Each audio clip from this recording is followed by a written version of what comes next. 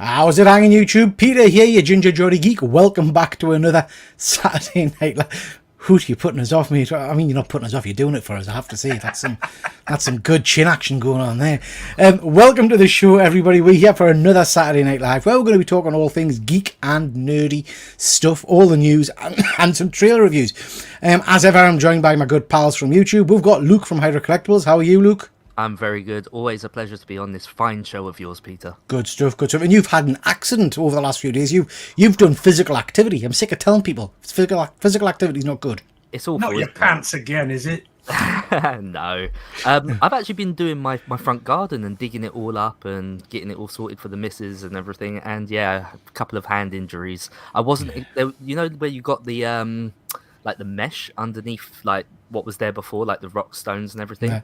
As I was lifting that, there was all like sharp shards of glass and everything underneath there. Cut me to ribbons. Nice. Don't know why it was under there, but nice. It's got now. It's done. Booby trap. The missus probably did it just to get you. Von Hoot, how are you, my friend? I'm good, mate. I have been away from work for 2 weeks, so good I'm feeling rejuvenated. And ready to talk pop culture. Rejuvenated. Good stuff, good stuff. Looking forward to getting some of your rejuvenated comments later on. We will be joined by good old James T. Keegan a little bit later on. He's at work at the moment, but he'll be winging his way to it shortly, I hope. So, just before we start, chaps, let's see who's in the chat. We've got Jack. Always a pleasure to see you, Jack. Hope you're well. We've got Big Dave. Evening, chaps. I'll try and chip in, but watch Fallout. Yeah, going to talk about that in a bit, Dave. You sent us a message on Instagram, I think it was, and I hadn't seen it. Me and Thomas are obsessed with it, but we're going to touch on that in a little bit. We've got Ian. Always good to see you, Ian. I hope you are fit and well. And we've got Chris Bell. Again, always a pleasure. I've got the runs. Could be fun. That's nice. That's nice. Thank you for sharing, Chris. Thank you for sharing. And we've got Dead Man. Always good to see you, Dead Man. Dead Man has just got a stunning bit of commissioned artwork from a friend of the show. I'm not going to spoil it yet. We're going to probably talk about it on our Art Attack show and show it off, Dead Man, because it is friggin' amazing. So can't wait to talk about that. We've got Fuzzy of the Dunlop. Friends, peers, lovers, mouths. Love to all. Nice to see you, Fuzzy. And we've got James. I got wrong for calling him Jason the other day. Don't know why I called him Jason. I did it twice. I went back and checked because he kicked off about it, and I absolutely did call him Jason. So I'm very sorry about that, Simon. Fuzzy is just says that's a cracking dicky bow tie, by the way. Hooties, is that a different one to usual? Is it? It's not. It's the exact same, but you can sort of rub it and make it less or more green and red. I see. It's sequined. Is it sequined? Yes, it is. Yeah. I'm a dedicated follower of fashion. I know all about sequins and shit like that. We've got Wayne Deacon. Nice to see you, Wayne. Hope you are good. Right, chaps, let's crack on because we've got lots to talk about tonight. We're going to touch on the big news in a little bit, which I think is the Turtle news, which I'm pretty sure Luke will be excited about, and Von Hoot, I know you're a bit of a fan, so we'll touch on that in a little while. But just to mention, there will be a giveaway later on in the show, and we'll let you know the name for that later on. James T is saying take your time. Absolutely not, Keegers. Absolutely not. We'll just crack straight on. He's just desperate. He's scared he misses anything. Is James, isn't he? Do you know what I mean? Anyway. Video games. Fear of missing out. Should we go straight to the video games? Really let's do video games now. We've got no news on video games because horror movies. Yeah, let's talk horror. Oh God, Chris Bell, short. Yeah. Do you know what a short is? Are you guys educated to a short? Sadly, yes. Yeah. Oh, absolutely. Terrifyingly so. Yeah, I've done a few of them in my time. Anyway, first bit of news, guys. We've got the Krakoa era of the X-Men coming to an end in issue number 35, celebrating 700 issues of X-Men. That's just mental. And that's the centre image there. Really, really keen to see that. I've talked about this before. I'm interested in your views. Krakoa started well for me and then died a death, I'm afraid. But we've had the announcement of a number of books following on from that, and these two have kind of been teased at over the last week or two. We've got Phoenix, which is a new Phoenix tale where she's going to be space-bound. So not Earth-based, it's going to be flying around the galaxy, encountering all kinds of different people. It'll still be Jean Grey. And then we've got NYX, another version of NYX, which is spearheaded by Miss Marvel, Laura there, one of the Cuckoo sister girls. I can't remember all of their names. Is Ina Cuckoo? I can't remember. Prodigy, and I'm not sure who the green character is. Will I be picking these up? I'm interested to know what you guys will be doing, but will I be picking these up? Nah, I'll be picking up the main X title, I think, but probably given the majority of these spin-offs a miss, unless someone tells us they're phenomenal. Luke, what do you think about the end of the Krakoa saga, and are you excited about any of the books that are coming out? So, the Krakoa saga for me is what brought me back to X-Men, and I hadn't read X-Men for a really long time. I'm talking way back in the 90s. And I absolutely loved it. That first run, as it were, like the House of X, Powers of 10, I thought was near on perfect. You know, I did have a few questions, like how could they bring Wolverine back to life with adamantium and everything else. There was a few things that I didn't quite understand. But for the most part, I was all in and I loved it. I very quickly fell out of love with it when they started bringing in these new titles. And I just wasn't able to keep track of what was going on, because you couldn't just buy one set of books and still just enjoy it, because they crossed over so much and there was so much else going on. And that does tend to be my biggest problem with X-Men. So whether or not I'll jump back into it, I feel like I've been burnt by it. Like, for as much as I enjoyed it and I was all on board and I had all of these books coming in through the post, I don't really want to go back there. I don't want to find myself in that same situation again. I think that's a great point, looking at, and you know, I was a kid of the 90s comic book reading, and I remember when we had the relaunch of X-Men, and we had very distinct X-Men Blue and X-Men Gold teams. So you had Uncanny X-Men and X-Men, I think it was, and they crossed over now and then, but it was very separate tales. So you could read one book and not necessarily, other than the great big inter-company crossover bollocks, you could just kind of stick with your one book. You know, I'm hoping that that's what this will be. What about you, Von Hoot? well, the first thing that stood out to me was that I've just, literally in this conversation, realised what NYX stands for.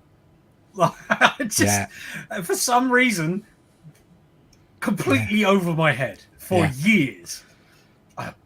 Okay. I won't be reading these. No. Let's be honest, especially not Phoenix. Anything to do with Phoenix, I'd rather bang my head on a table than read. I don't care. You know, I think you're not alone. I think Fuzzy's summing it up here, bloody Phoenix. Why?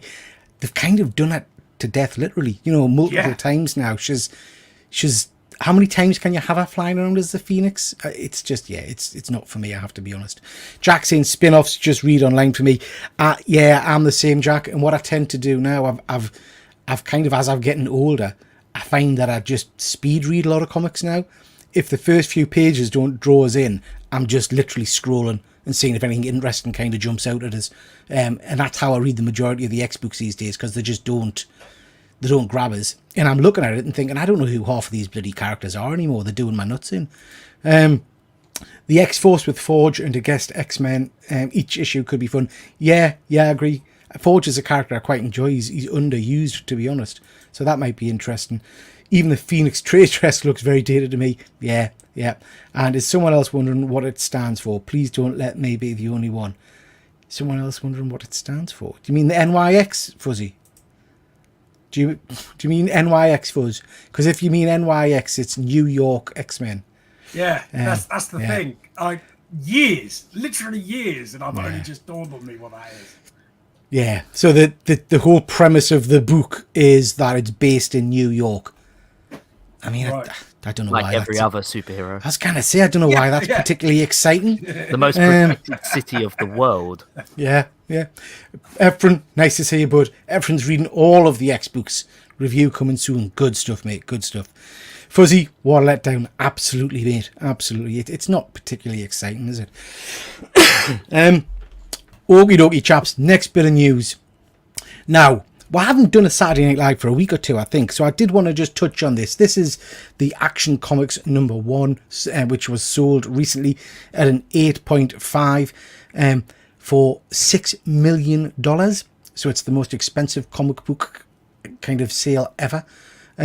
What do you think of that? Is that a surprise to you? Because I'll start off and saying I actually thought it would go for a lot more. I don't think 6 million is where I thought this would land. Von Hoot, we'll start with you today. At that grade, I think probably. Like if it was a higher grade, then I would expect it to be higher than that. Yeah. Just looking at the top of that book, like that, there does look like a lot of stress across. Like they look like tears to me. So how is that an 8.5? So before we move on to Luke, just quickly saying, Chris is saying 6 million. Was that with premium? Does that count? I think the fees and everything were on top of that, Chris, from what I understand. They expected 8, 9 or 10 million. Yeah. So, Von Hoot, the reason I've blown up the image, because I thought exactly the same as you. I looked at that top edge, and then I looked at the spine of the book. In my humble opinion, and I'm not a grader, there's no way that's an 8.5. Yeah. Luke, what are you thinking? Yeah, I mean, exactly the same as what you guys are saying about the condition of the book. But when it comes to the actual price that it's sold for, I'm not really surprised that it's less than we think, because it's very controversial. He is one of the greats. He is definitely in the top 3. But I think Superman is more about being grandfathered in. I think outside of this particular book, I think most collectors aren't necessarily fans of the character. Like Batman certainly tops Superman in my eyes, and probably does for a lot of other people also. So I kind of feel like because it was the first so-called like superhero book, that's why it's still floating around. But I don't think it's the one that people actually seek out and go after, and I think that's maybe why it went for less. Because again, we would expect it to be more given what it is, but the love of the character I don't think is there. I think people tend to go towards Batman for DC, Spider-Man for Marvel. I feel like Superman outside of this and maybe a handful of other books just isn't as popular.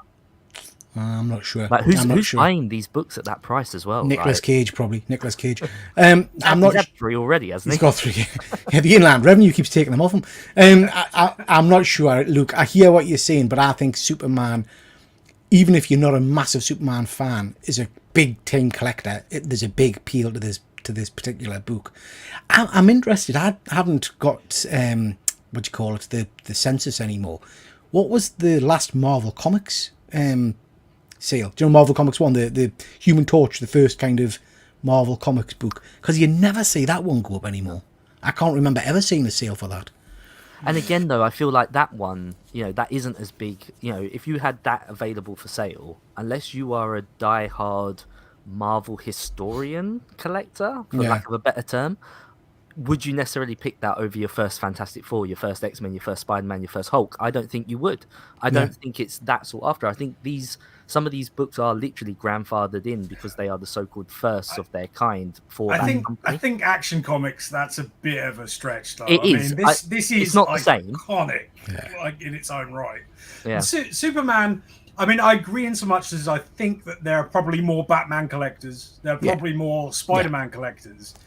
But this specific book is up there with, it's the book, really, isn't it?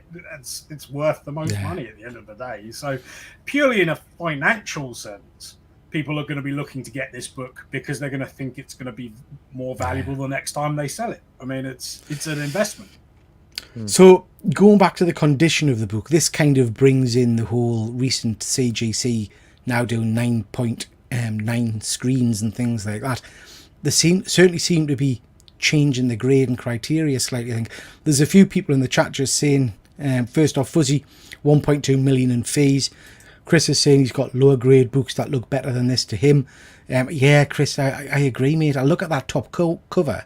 I look at the top corner, and I just think I've had 9.0s back that I was sure were 9.8s, and they're pristine compared to this. Do you know what I mean? If that was a 7.0 or a 7.5, I would believe it more.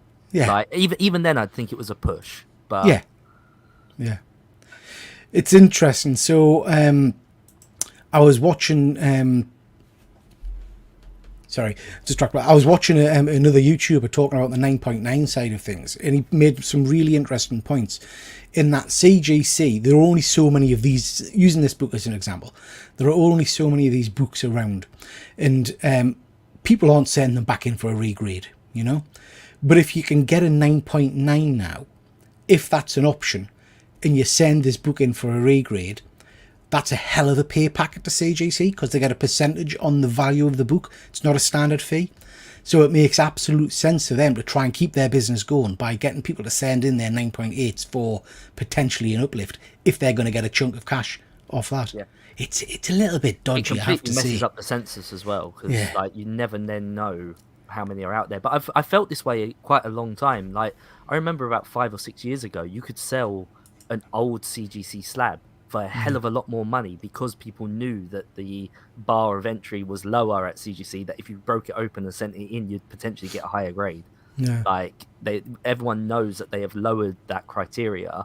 I think even a couple of years back, didn't CGC say they were going to ignore like tape on the inside of covers and stuff like that? All things that you would have got downgraded for in the past.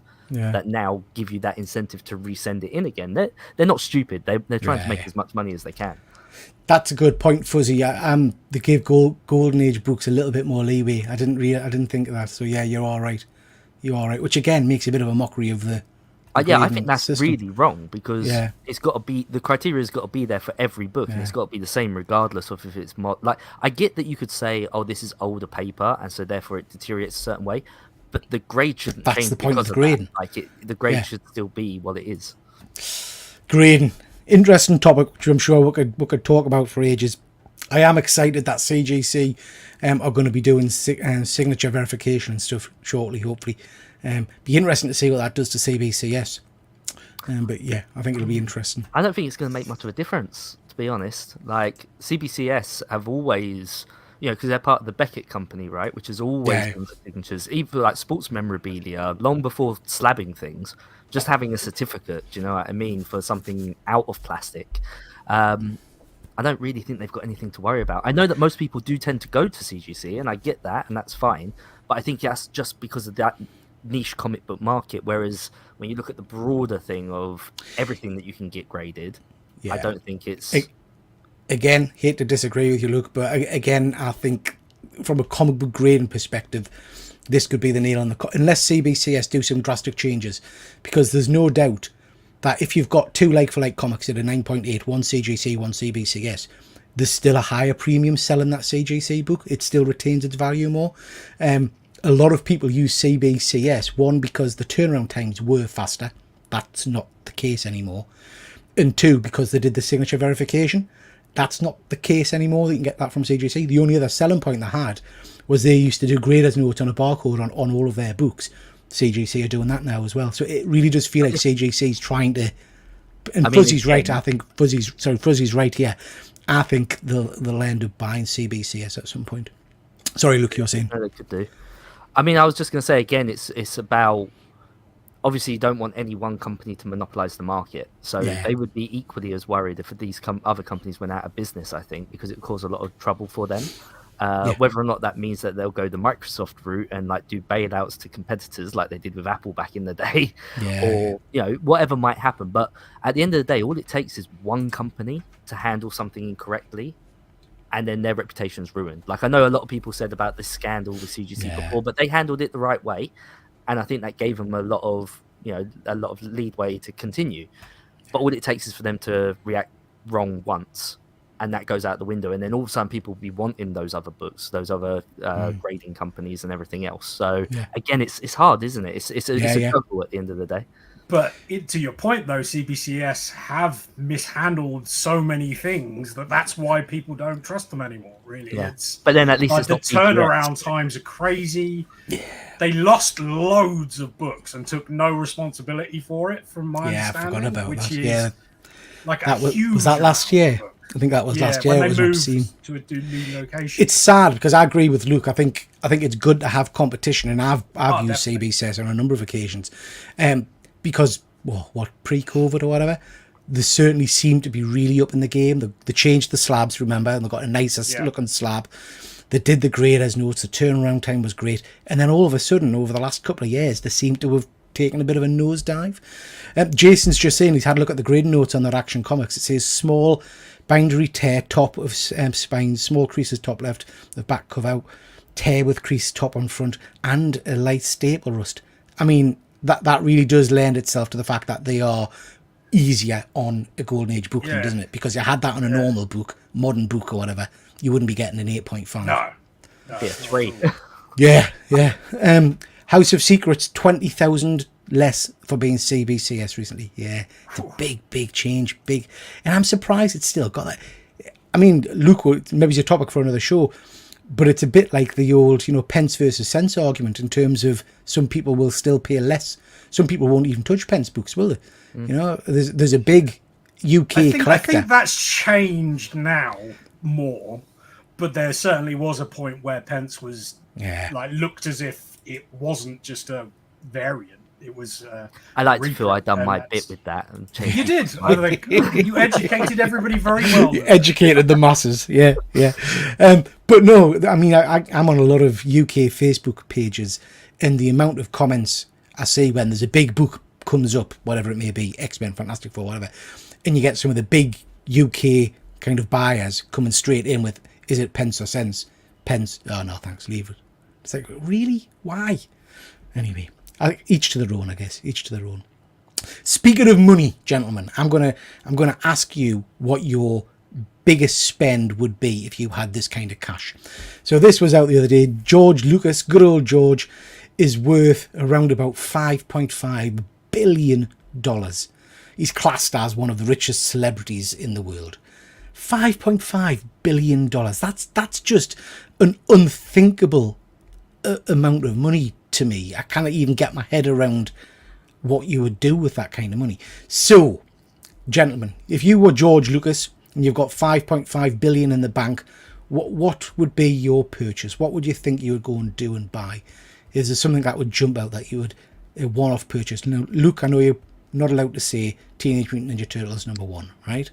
So anything else that would jump to mind? We'll start with you, Von Hoot. A one-off purchase. It would be something like a signed Grease 2 jacket or something. For fuck's sake. Like something that I really want that nobody else wants. Like, honestly, if I had that sort of money, I would start my own Blu-ray company, and I would restore films much like Vinegar Syndrome have. Like, that would be like my goal. But that's more of a business than it is a thing to buy, isn't it? Like, I'd love to own a film. That'd be nice. So I'd buy a film. Me and you, we could pool with resources in Von Hoot, because I was thinking I'd like to make a film. Do you know what I mean? Or I'd love to make a comic line. Do you know what I mean? Something like that. Oh yeah, I wish all that stuff would happen. I've got millions. Rules of the game, Luke. You're not allowed to say anything that's been said beforehand, right? I know. What would you do, Luke? What would you go for? So I was actually going to say I would buy myself a studio and make movies. It's always been my dream. It's what got me into doing special effects back in the day, and at the end of the day, I would want to do it for the passion of it. And with that sort of money, it doesn't matter if it's a hit or if it's a miss. You're doing it because you enjoy it. And I'd be able to keep all of my friends and colleagues within steady work, and we would just have fun. We would make cool shit. And that would, to me, that would always be the dream. Like, whether I won a large amount of money or just a reasonably decent amount, that's what I would rather do with it. I'd rather have somewhere where we could all go, have a lark about, but also make something fun. And with the right equipment and filming and everything else, you put it out on DVD, you put it out on streaming, whatever. And if with that sort of money, it doesn't matter if it hits or misses. Absolutely, like I say. Absolutely. At what point do you think enough's enough? But because I'm not saying this about George Lucas, because I'm not really sure what he does with his time these days. But when you look at some of the other big kind of multi-billionaires and things like that who are still working, at what point do you just think, actually, do you know what? I've got all the money in the world. I'm just going to say screw the lot of you and just chill and have fun for the rest of my life and not go into the friggin' office, you know? See, the thing is, I think the kind of people that have crazy amounts of money are the kind of people that do jobs because they enjoy doing them rather than he's passively making money. He's not Yeah. going out of his way to strike up these deals and get the most. It's just coming his way. Yeah, interesting stuff. Just jump into the chat. I think we've already grabbed that, but Mr. Trick DVH by Ramsey I Street. will absolutely buy the entire street. Yeah. Now, Like, that would be the first thing I do. absolutely. Now, it's interesting. So what I do before we go live every week, ladies and gentlemen, is I send a message to everybody that's going to be on the show and I say, is there anything you want to talk about this week? Let us know. And rarely I get bits and bobs back. Von Hoot, you opted not to talk about the fact that Harold is coming back to Ramsey Street, which is a shame because I was going to get into that. But as you didn't mention it, I don't feel we can talk about it tonight, okay? But has been coming back loads of times. It's not All over the news, mate. Yeah, with his little chubby old face. news to me. Like, I'd buy another pen because there's never any around when you need one. Good stuff for you. Interesting fact, Fuzzy, I collect pens because I'm extremely sad. I have a bit of an obsession with nice pens, even though my handwriting is shite. But I do like a nice fast pen. and loose with the term interesting there, Pete. But Well, yeah, fair enough. I've made a few movies in my time. I bet you have. You dirty young man. Ian, rent Kylie, you filth. I mean, that's just you know dirty. full well that Fuzzy is actually bend over. Yeah. Like, Oh, that's Jesus, Fuzzy could you is. imagine? Luke, you know what? Add that to the whiteboard. Add that way to the whiteboard. Whole new section. We'll have to bring in a secondary whiteboard. Sorry, I've slipped up there. I don't understand that reference, Von Hoot. Who's bend over? I don't. I have never encountered his artistic work. James, what have I just joined? Absolutely, James. This is just off the rails, mate. Off the rails. Like a bad smell is Harold. Absolutely. Yeah, absolutely. Okay, chaps. Next bit of news for you. Did we know this was on the cards? Of course we did. But this is Robert Downey Jr. has said in an interview that he would absolutely return to the Marvel Universe. It's not a surprise, is it? I know when they all left after Endgame, they were all kind of, oh, this is the last thing we'll do and all that kind of stuff. But I think we kind of expected at some point they would be coming back. Luke, what do you think about this? I mean, so very different because of who it is, because again, it comes to the fact of you don't need to make the money. But it always makes me laugh when actors say, oh yeah, I would love to come back and do another series, or I'd love to do this. It's like, yeah, of course you would, because that's how you make a living. Yeah. It's a little bit different for Robert Downey Jr., I get that. At the same time, though, I would question, if I was him, whether or not I would much prefer to go out on the high that I did, rather than tarnish that coming back. Yeah. And that it would have to be very, very specific if I was going to do it. Now, I've said it multiple times where I would love to see him in Secret Wars, have everyone really happy to see him, but have him be the main villain. Have him in that position where he's like, aha, now, you all very pantomime, but aha, you didn't see this coming, I'm the bad guy, and he could take over and do whatever, and they'd have to kill him off again. He'd be back for that one movie and that would be it. So it's kind of like fan service, but at the same time giving us something different.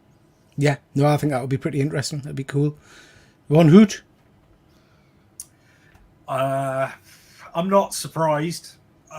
Do I really care? Not anymore. They've damaged the MCU enough now that I'll take anything to try and get it back on track. So there's no sort of like, oh, they'll ruin my memory of Endgame. Yeah. Oh, that was a thing. It happened, and it will always be there. So I don't really care if they bring it back, and even if they screw it up, Yeah.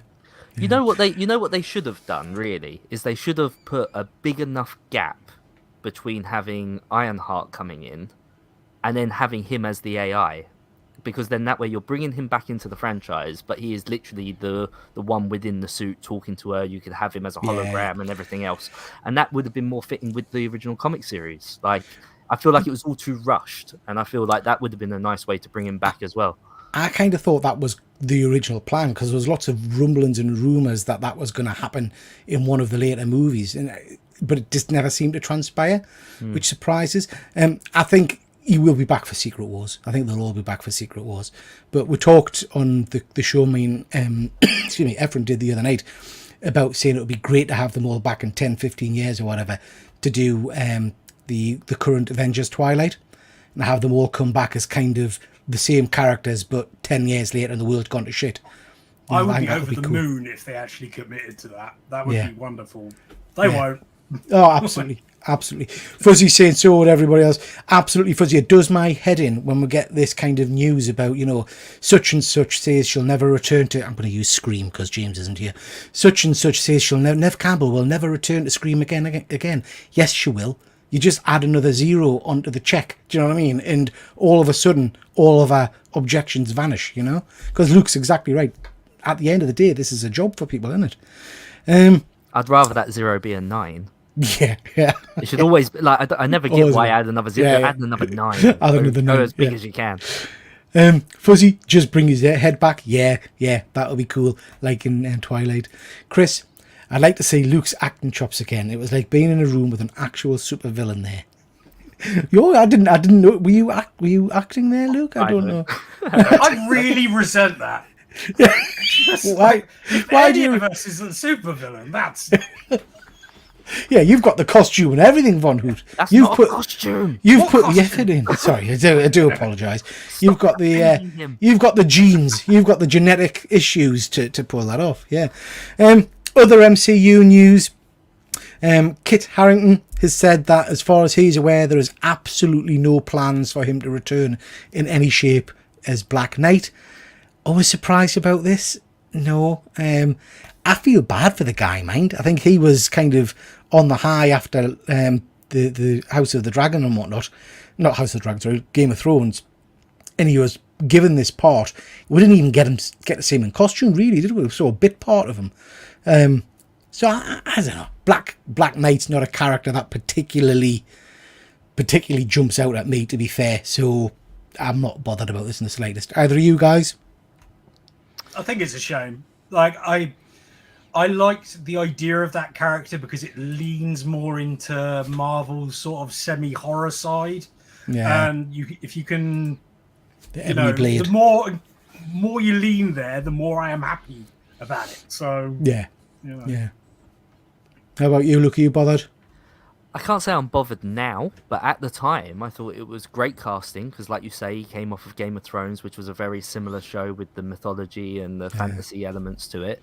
I thought it was really fitting for that character and for that role. I made quite a nice little chunk of change from selling some of those books, so that was nice also. Yeah, I was lucky I sold mine at the same time as well. And I've since gone back, and bearing in mind I've only rewatched it once, but I've since gone back and rewatched Eternals, and as a completely standalone film, it's not that bad. Yeah. But when you're trying to tie it into everything else, it's so messy. Like, it just doesn't work. It looks quite good in comparison to a lot of Marvel now. Looking back at it, like, if tomorrow, we'd be quite happy. Yeah, I'll still say, for a guy who reads an awful lot of Marvel comics, as I know you guys do, and knows the kind of the lore and the history of a lot of these characters, that film still managed to pull a good switch on for me at the end with the sudden swap of one of the characters. And I still say that was as good as a Superman versus the Justice League type fight that I think we'll get. It was pretty impressive. So yeah, I don't know. It's a shame. Black Knight as a character is a pretty interesting character. He's the whole Curse of the Ebony Blade and stuff is pretty interesting. So it's a shame, really, I suppose. Just jumping back into the chat. We've got Cliff on comics. Nice to see you, Cliff. Hope you're well. Marvel's all over the freaking place. What is going on at Disney? Yeah, they're in a nosedive, I think, aren't they? I hope they do Claude back. I really do, because I haven't felt excited about a Marvel movie in a good while, to be honest. So, yeah. Cliff saying he enjoyed Internals and still do. Yeah, mate, like I say, I think it's got elements of a good film in it. I really do. Cliff, we were just saying earlier on, I'll drop you a message, mate, because it would be good to get you on my interview show. I'll drop you a message and let you know a little bit about it. Still never finished Eternals, fell asleep. Fuzzy, if you didn't enjoy this start, I would recommend just watching the battle at the end. Because it is a decent little fight scene, I think. It's not crap. I quite enjoy the characters, but my God, that CGI is awful. Yeah, there's some ropey CGI. But then I think that's the same for a lot of Marvel stuff, Jack. I don't know what happened with Marvel and CGI. They just seem to go down the shitter. Where's James? Time for Madam Web chat. Oh, no, not watching that. Kenneth saying it's okay with him. Good stuff, Kenneth. Glad you enjoyed it. Padbear, Eternals was great. Oh, well, I'm pleased you enjoyed it, bud. And Chris, Thunderbolts is going to save the day. I'll put money on it. It's got a good cast, Chris. It's got a real good cast. I'm a little bit obsessed with Florence Pugh, mind I have to say. I don't know why. Hard to see why though. Yeah, she's just very engaging. Yeah. I also love the US That's one way agent. to put it. Yeah, I love the US agent character from the Falcon series. I thought he was really, really cool. So yeah, hopefully we'll get a decent movie there. I know nothing about Eternals, probably why I liked it. There is something to be said about that, mate, about coming in and seeing something fresh that you don't know about. And Eternals was rubbish, yeah. I think it certainly it's a decisive movie, isn't it? Different people. Talking about Disney and whether or not they can claw it back and get back on track, I think they absolutely can. I think that this will just be seen as another dark age, much like the animated studios was in, and we'll refer to it as being a dark age of Disney. And I think it will course correct. It will get its way back there. It's just how long that might take. Yeah.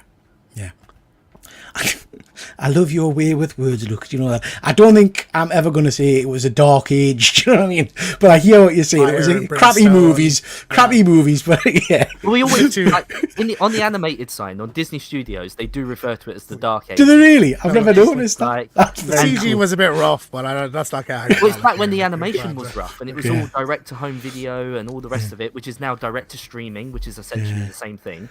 You know, and it is literally history is repeating itself. That is what I'm getting at. I get you. This is James, welcome to the show. Heyo, hello. Heyo. Sorry, we'll do that properly. James, how are you? Heyo, what's up? Are you well? I'm very well. It was a frustrating hour. I was waiting on one person to leave the building. Aside from that, I'm good. I was good. watching along. Good. So this is Kit Harington. We might not get him back. Yeah. I don't know if we'll get any of those Game of Thrones actors back at all. I don't think we'll get any of the Eternals characters back. Do you? And I think that's the frustrating thing about Marvel at the moment is they're setting up too much stuff where they're just throwing shit. Here's One Direction fella as this character, Star Fox or whatever. We'll never see him again. You know, so it becomes meaningless after a while. Yeah. Yeah, there you go. I agree, Padme. I agree. I can see us saying that more. Yeah, it was the shit age of movies. Okay, Von Hoot, I'm going to ask you to talk about this. How excited are you about this? This is the news that we knew this was coming anyway because of the last Transformers movie, but they've now come out and said there's going to be a G.I. Joe Transformers crossover, but much earlier than I expected. They're talking next year or the year after. Yeah, I mean, I'm excited that it's earlier than I expected. I sort of thought it would be around that time, maybe an extra year on top of it. But, I mean, it's like a non-announcement to me just because I knew it was coming. So it's what they do with it at the end of the day is, we'll see. I find it very interesting that, there's been loads of press about this and it's been on all the geeky sites and oh my God. We literally saw this at the end of the last Transformers movie, so it's not like it's not used. They hadn't actually announced the movie, though. We're doing. Here's a GI Joe tease. That can mean anything. That can mean a GI Joe film that just happens to take place in the same universe. It could be GI Joes are in the next Transformers, but it's like we're doing a full Transformers GI Joe movie. So you excited about this, James? I can't wait. I always feel like both GI Joe and Transformers don't live up to their full potential in movies, so my hope is that this is good. But I'm also very curious, what are they gonna, because it's a crossover, but I think it's good to connect to something we've seen already. So is this gonna be connected to the ones with the Rock and Channing Tatum? I think it's gonna be hard. Snake Eyes, maybe. I know I was surprised to hear that some people didn't. I really enjoyed Snake Eyes. I thought it was my dad didn't like Snake Eyes. No, okay, I didn't watch it. I thoroughly enjoyed it. So I love Henry Golding, so I'd love to see him back for that, but if it's a fresh one, there's plenty of cool characters. This could be huge.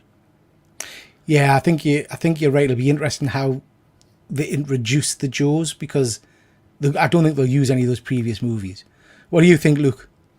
So yeah, I'm here with Fuzzy at the moment. Is this animation or live action? Live Based action. on what you're talking, it's live action, right? It's live action. It's a follow up to Rise of the Beast. Right. Okay. Yeah, much like James has said, I feel like they've never reached their full potential. Like every time I sit and watch a Transformers movie or a G.I. Joe movie for that fact, I'm always reassuring myself that it wasn't as bad as I remember, and then I very quickly remember how bad it was. Like I like them for what they are. They're visually entertaining. They're pleasing to the eye to see like those characters from youth on the live action screen, but they never quite stick the landing for me. So if this can do it, amazing. I'm here for it. I don't want much, and I don't know, Von Hoot, I'm interested in your thoughts. I don't want much. All I want is a Transformer on screen that I recognise. Do you know what I mean? If you're going to give us Soundwave, make him look like Soundwave. Do you know what I mean? That's all I want, really. Yeah. I think this fixes like a major problem for the Transformers movies have been the humans. The human characters are just awful. Like I think somewhat similar to the Monsterverse. This fixes that because we'll have a colourful cast of characters that are interesting in their own right. So. I mean, does it? Like, we're getting like Optimus and all that shit, and then the human part, what would have been feckin' yes. Sam I mean, Witwicky, if is going to be those Snake Eyes human doing some cool characters shit, in the GI Joes are like portrayed like the GI Joes, then I guess you're right. Like we'll see. Yeah. Like, okay, guys, listen. We've got lots of chat. I want to come back to some of these. We've got 23 people watching, which is amazing. But I just want to point out that Chris, off my shelves, has jumped into the chat here, and he's causing fights already. Yawnorama with the Transformers. Well, actually, he's clarifying the movies, I suppose. So I'll let you off on this occasion, Chris. Bumblebee is fantastic. Bumblebee's a good movie. I will hear nothing. Yeah, Bumblebee is an excellent movie, I would say. It's right up there with the first 20 minutes are superb. The bit on Cybertron. I think you'll find that's only about 4 minutes. Is it? But I watch it in slow motion. I watch it in slow motion. Do you know what I mean? Scene. Yeah, but it's so good. It's so good. Jack, new Transformers out this year. Transformers 1, which is an animated prequel, which tells the tale of Prime before he becomes Prime, I guess. Now, when they say animated, though, is that like animated in the way that The Lion King is animated, or those? I think it will be animated like a Spider-Verse kind of thing. Netflix.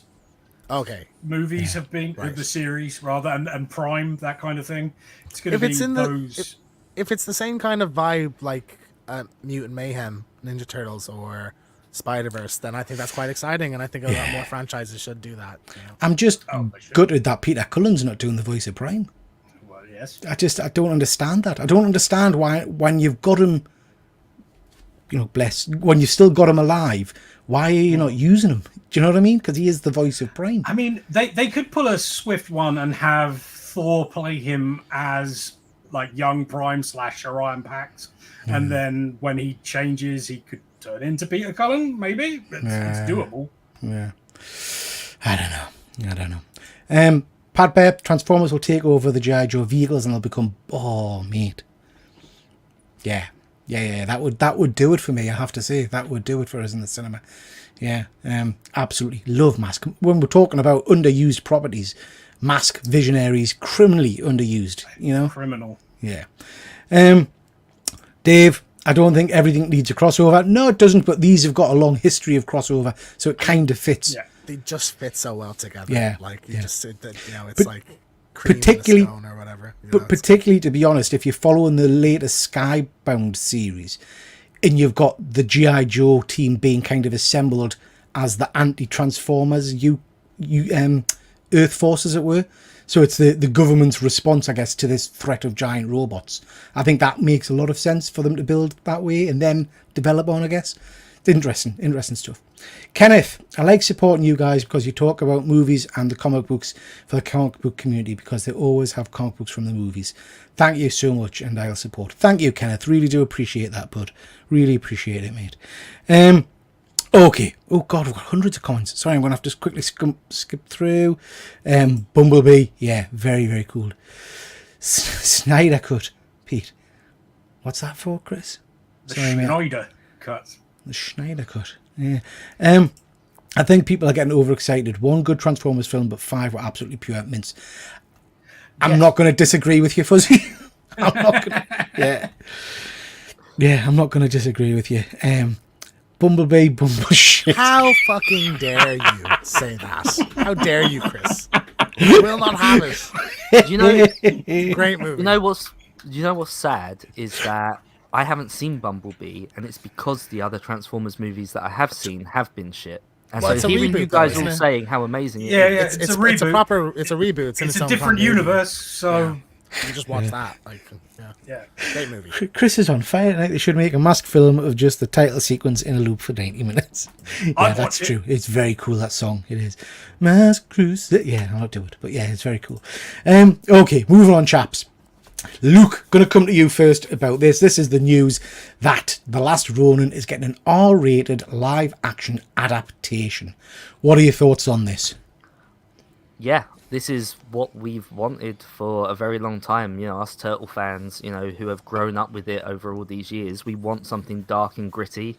You know, I think the films like Deadpool in the MCU have allowed this to happen. So, you know, whether or not they're your cup of tea in their entirety, you know, it helps pave the way. But also, I like that they're not scared about doing some things for kids and some things for adults. Like the kids can have the Mutant Mayhem and all those toy lines and everything else. The adults can have this. And I like that they can keep that separation. This is something that always concerned me, particularly with the MCU and Sony, with the whole Spider-Man thing, where they couldn't have them both running at the same time. You know, I like that they can trust the audience to go, no, these are two separate things. Yeah. As for it being live action, amazing. Really hope that we get some decent, you know, Jim Henson style animatronic suits, or if it is CGI, because he's the way the design is for The Last Ronin, with obviously the suit and the clothing and everything. Yeah. I wouldn't be surprised if you just had a stuntman in that stuff and you had a CGI face.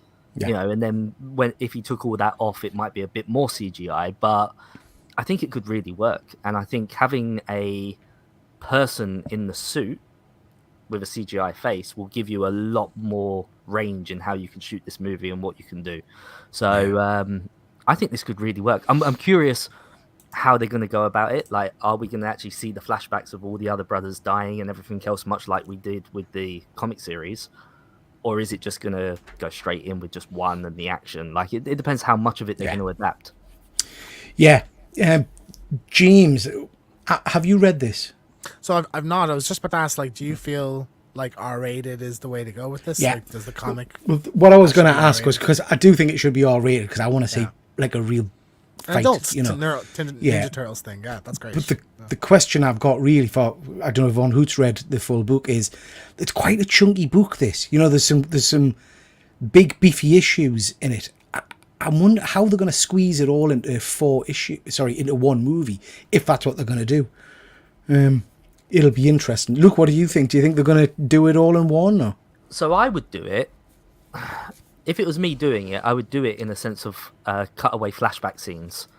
So obviously, as he's going through that main mission of doing what he wants to succeed, we're getting flashbacks to the other things that happen. So you would see the deaths of those characters, because he does a lot of inner monologue, like he's talking to the spirits of his brothers and all the rest of it. So you can have it go hazy and go to a flashback, and then you're coming back straight into the action again. And I can see how they could make that flow over the course of like a 2.5 hour, 3 hour movie. Yeah. Whereas if this was a TV show, for example, you might literally break everything down episode by episode and do it very differently. But I don't think Paramount have any reason to do that. They will do it as a film. For me, the most exciting part of this story is the flashbacks and seeing how the turtles died. Yeah. That's what interests us most. Von Hoot, are you a turtle fan? Is this something that's got you interested? I'm vaguely interested in this, but I'm less interested now that I know it's live action, which I only found out yesterday. I thought it was going to be a cartoon, and I was more interested in an R-rated cartoon than I am. Yeah. Was there not an animated one announced a while ago as well? I think so. And there was the video game, wasn't it? Has that changed into this, or is I that think a that separate thing? I thought that was a fan-made thing as opposed to a studio. I swore there was like the way like DC does animated movies. There was an animated. There was certainly going to be a computer game, wasn't there? There's a game. Well, there is. I think there still is. The game's still half the studio got fired. Fired. So, that's right. Got fired.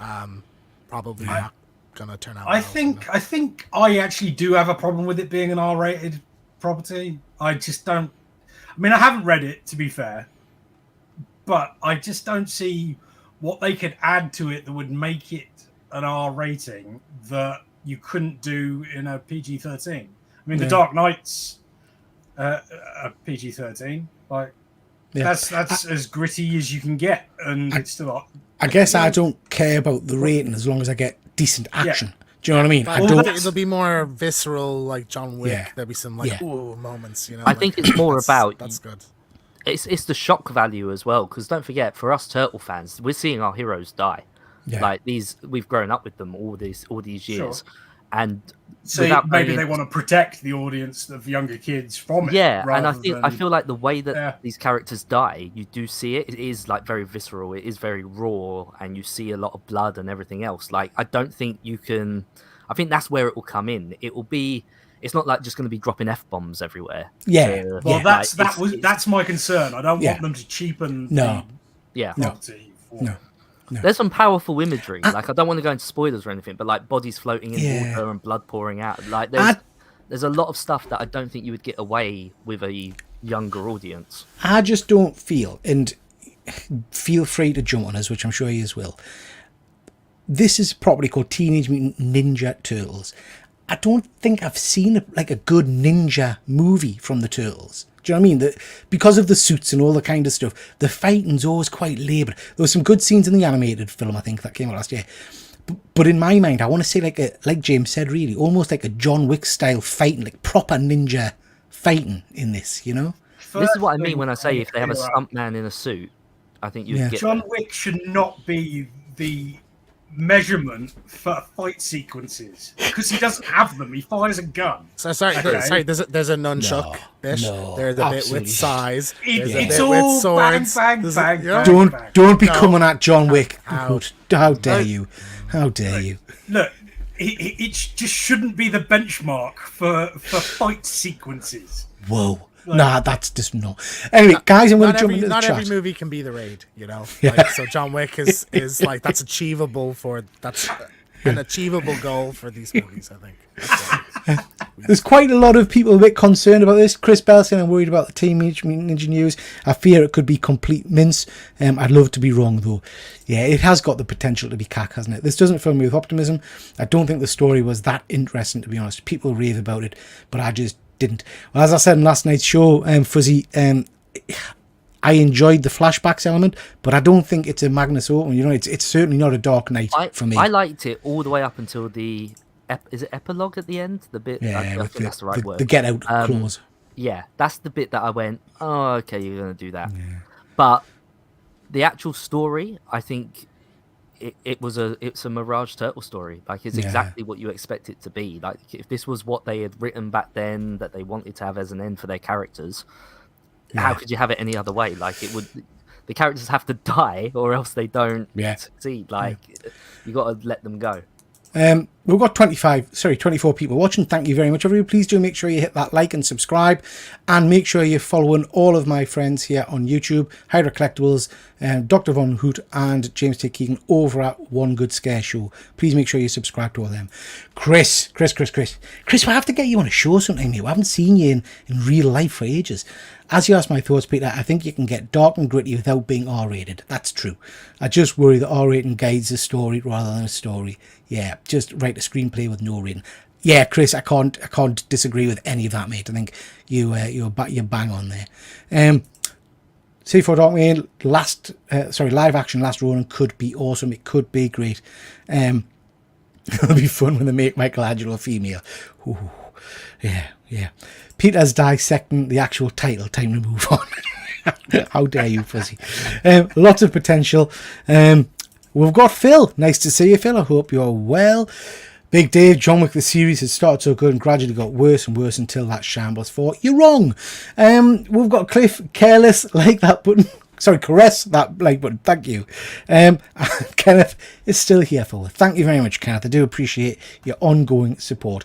Gentlemen. I know you all like a cinema trip. I know you all like popcorn. How about getting yourself stuck in it? Eh? Look at them. Now these aren't real, are they? This is a think boss so. logic. This is boss logic.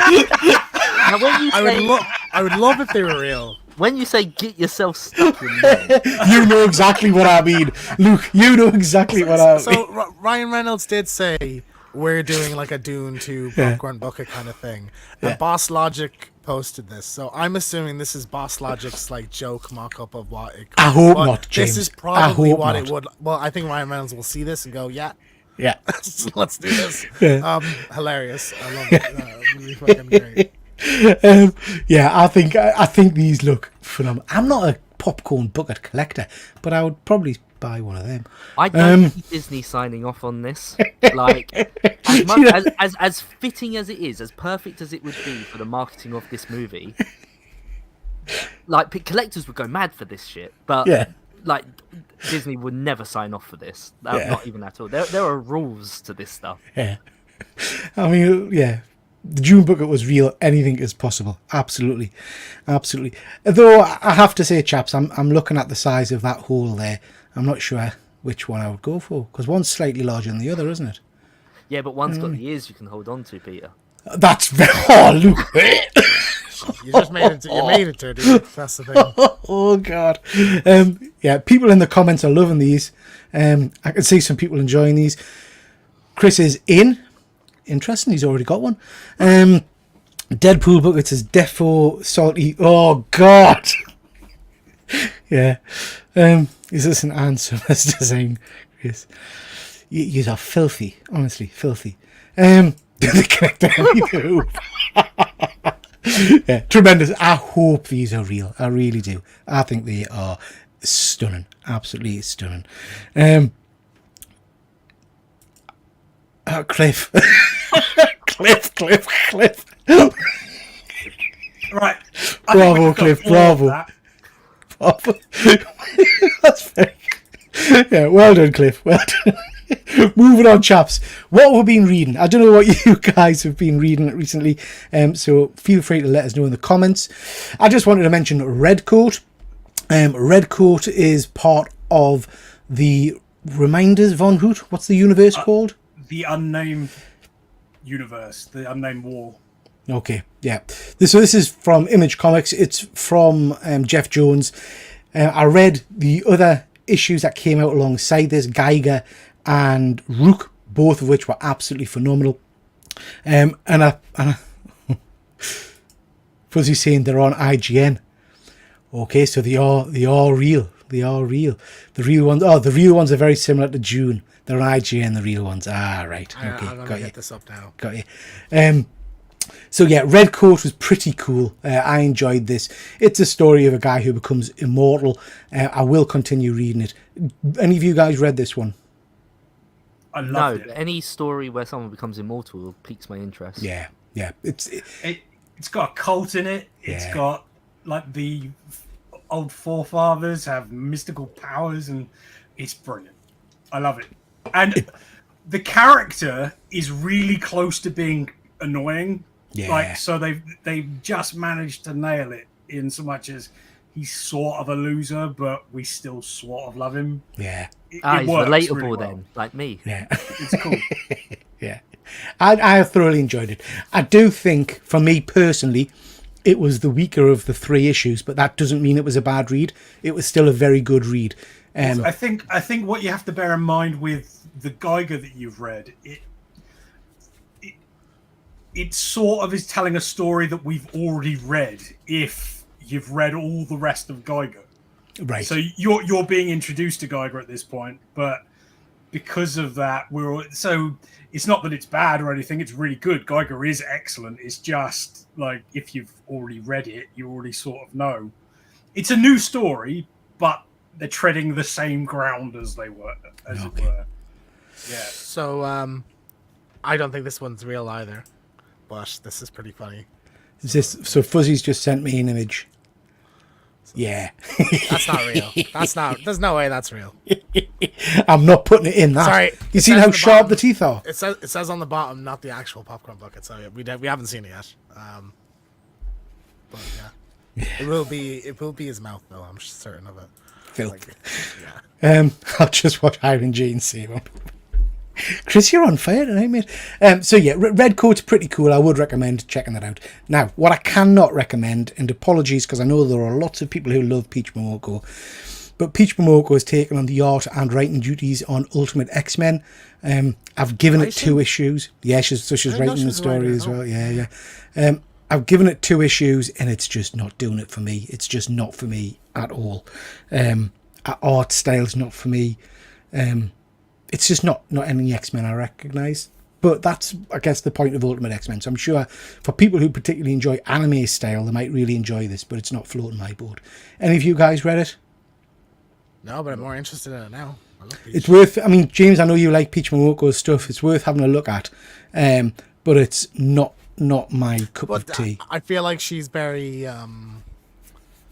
hit and miss. You know, like sometimes I look at it, I'm like, what the fuck is this? And then other times I'm like, this is like the best thing I've ever seen. So like I think an entire book. Yeah. Chris is saying it's hit and miss. And James is saying Americans absolutely love this Ultimate X-Men series. Yeah, it's just not, I don't know. I'm not a big fan of the anime style, so maybe that's it. Any of you guys been reading anything you want to mention? I have been reading Scooby-Doo Team Up. So I just jumped to the end because I found it was one of the things I heard what the last 2 issues were, and I'm like, well, I have to read this. So it's like a multiverse thing where they meet all the different versions. So there's the movie versions from like the Sarah Michelle Gellar and Matthew Lillard and all. There's like the Pup Named Scooby-Doo ones. There's the Scooby Apocalypse version. Oh, I like that. So, yeah, so it's like a Batmite kind of thing, and they're with Batman and Robin as well. Really fun. Really, I'd really recommend checking out. You can literally just jump to the last 2 issues and read them as its own thing. It's really fun. Sounds interesting. You love your Scooby-Doo, don't you? I've been in a big Scooby mood lately. Yeah. Werewolf by lunch, you'll be pleased to know my cat woke me up at 3 a.m. just to watch the show, or possibly because she was hungry for the fat food. No, mate, I'm sure it was because she knew we were on and wanted to let you know. So thank you for that. Thank you to your pussy. Anybody else been reading anything they want to mention? So after you guys recommending, I went and checked out the Ultimate Spider-Man. Because, like I said, I'd read the first issue but didn't read any more. And I heard from you guys saying how great issue 3 was and everything else. Yeah, this is a fantastic book. Amazing. Again, now I'm debating, do I want to go back and collect singles? It's so annoying because I wanted to pull it off, but you guys gave it such high praise that I had to go and check it out. Yeah. So, great story. This is exactly what we wanted Spider-Man to be for years. Yeah. Absolute years. Yeah, and I mean, I'll go back and say the first issue didn't even need Spider-Man for me. I absolutely loved the banter between... Not gonna, in case people haven't read it, but the two journalist characters was just stunning. Dave saying just read The Man by Raymond Briggs, excellent. If you like the stuff like that, finished Mouse. Oh yeah, also very good. I haven't read Mouse yet. I've got it to read, but yeah. That's such a coincidence, James. I've been watching loads of Scooby-Doo porn parodies of late. We're in sync. With your bucket in hand, no doubt. Don't take that away from him. Yeah, I don't want to hear that. It's my innocent little, Although now he knows that exists. Fred's the worst. I've always known that exists. Fred's the worst. He's an animal, isn't he? He's an absolute animal. The Scooby-Doo and Batman comics are awesome. Bought them from my daughter to start with, but ended up reading and enjoying them myself when she gave up. Yeah, good stuff. Okay, I have a question. Oh, I got a question for you. No. You're doing One Good Scare. Yes. Scooby-Doo Zombie Island next. Correct. Yes. We are. If I waste £3.50 on renting it, how much am I going to hate you? Like, is it?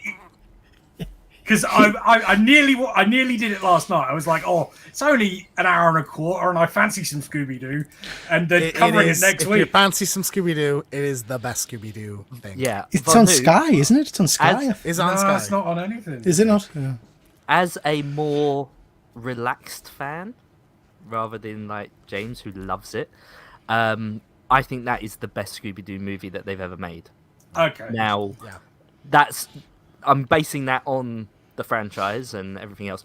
If you don't like Scooby-Doo, then maybe you won't like it at all. Do you even casually like Scooby-Doo? If you just casually like Scooby-Doo, I think it's a really good film and well worth that cost for a night's entertainment. Good stuff. Looking forward to it. Looking forward to it. What we've been buying. So what have we been picking up lately, gentlemen? Whilst we're doing that, whilst we're showing stuff off, we'll do a giveaway. So hashtag TMNT in the comments, please. Hashtag TMNT in the comments, and we will start our giveaway as soon as I can find the correct link. There we are. Just bear with us, gentlemen. Turtles. Hashtag TMT. There we go. Okay, so whilst we're talking, we will be collecting that. So giving away some comic books, 5 free comic books. Pad Bear is just saying... oh, sorry, we've read that one. Sorry, my apologies. Okay, so stuff that we've been picking up recently. I just wanted to show off a few things that I've been getting. I went on Whatnot the other day and I was just kind of jumping through and I noticed someone had one of those cheeky giveaway things. So I didn't buy anything, but I won this. So this was quite nice. This is Batman Reptilian and it's signed by Garth Ennis and Liam Sharp. So that's quite nice. So that will go in our giveaway box. So pleased to have won that. I also won a load of books from our good friend Rob from Rob's Fat Stacks of Comics. So please check him out, his show, Only Slabs. So I won one of his giveaways a little while ago. So I got a Comics Curing Cancer card, a little poster thing, a whole load of merch, some stickers with Rob's face on them. We'll stick them places. And some books. So I won this, which is last year's Comics Curing Cancer exclusive cover. Rob knows I'll be giving most of these away into my giveaway box. Well, I'm saying most of them, some of them. We've got a Batman book, which is very nice. I love that cover. This is really nice. This is Voices, Legacy #1, variant edition. Bit of Del Otto artwork, I think. So yeah, really, really nice. I like that one a lot. We've got an old school Detective Comics. I think this is a minor key, but I don't know why. I don't know if anyone knows. I'm pretty sure that's a minor key. But that's a nice book to have. Old Batman. This is nice. What's the number on it? It is Detective Comics 600. I want to say it's something to do with KG Beast or something like that. I'm not sure. Really nice old school Invaders. That's a really cool looking book. I like that one a lot.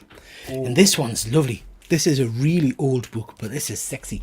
This is Green Lantern. Very nice. This is issue number 17. What is Rob doing? So this is from 60 odd. This is 1960 odd. So that's a really, really nice book. I like that. Now, I don't collect Green Lantern, so I will be putting that in my giveaway box. So very, very nice book to have for somebody to pick. What was that hashtag? Yeah, what's the hashtag? Hashtag TMNT. And put that right at the front. If I win, I'll just go. Yeah, go for the front one. Go for the front one. Yeah. Okay. Anybody else got anything they want to show off whilst I'm loading this box up? On the topic of giveaways, I haven't shown this on the Saturday show, so I think we did another separate stream after and I showed off. But I won Efren's giveaway, and I got a Peach Momoko signed Amazing Spider-Man. So, ooh. Yeah, love it. It's really cool. Really cool cover, I think. But like, I love Peach Momoko, so I'm really happy to have that. It is cool. So it's one of the nicer Peach Momokos that I've seen, as opposed to some of the ones that I hate. Yeah. Yeah, Is it weird absolutely. how deafeningly silent it just went? Like there was no like ambient noise for a second. I felt like I was muted. No, it's just the voices in your head, mate. Nobody. Just the voices in your quiet head. for a Just the second. voices in your head. Sorry, Yeah. it's like someone's fan wasn't on in the background. Oh, I see. Yeah. He's digging at me. We've missed you, James. I wasn't sure We've if it missed was you. you. I didn't know if It it was was you me. or not. Get me off screen. Luke. No, I like looking at your face. Luke, have you bought anything you want to show off? I do. It's a little bit different to comic books. It's Yeah, hang on. Whoa. Is this going to be one of your Mythic Legion things? Technically, no. Cosmic Legion? No. Pit Bash Figura Legion. Obscura. Does it have Legion in the title? It's still part of the Mythic Legion's range as far as I'm concerned. Okay. The only reason why I want to mention it is because, for me, this was the find that I've been looking for. This is something that we've mentioned multiple times on the toy show, something that I felt like I completely missed the window on, and it is basically the Monkey King figure. Nice, yeah. So I felt like I completely lost the window, like missed the window on this, and that I had no chance of getting one outside of the retailer exclusive that they'd done.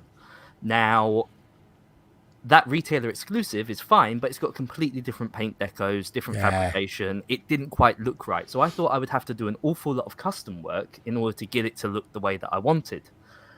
Fortunately, someone posted the original up on eBay, and it was only £10 more than what I would have to pay for the reissue.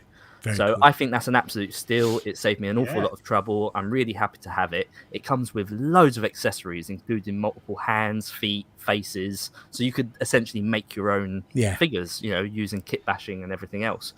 So yeah, I'm just really happy that I now have this. It also came at the perfect time because the window to order the store exclusive version closes this week. I don't know if it's already closed, if it closes on Friday or if it closes on Sunday. Before you put it down, Luke, The end of it. just hold the head sculpt so I can see the head.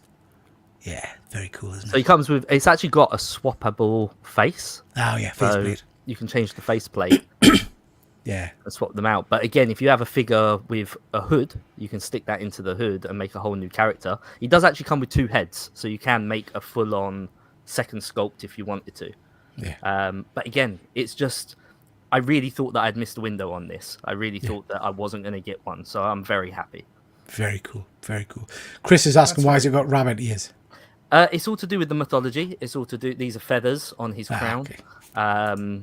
He comes with like boots and stuff as well. The story of the Monkey King. It's from their Figure Obscura range. It's all based on mythology and books and everything. Very cool. James, is that your first CGC?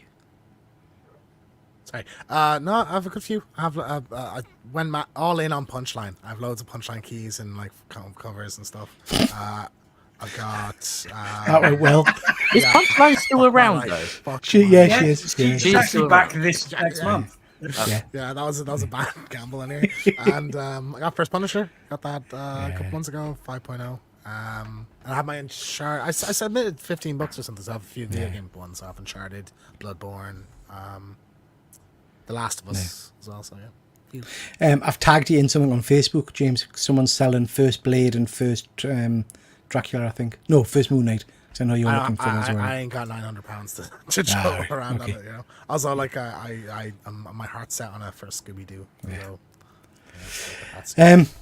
Good stuff. Von Hoot, you got anything you want to show off? I have a trio of things. A trail? A trio.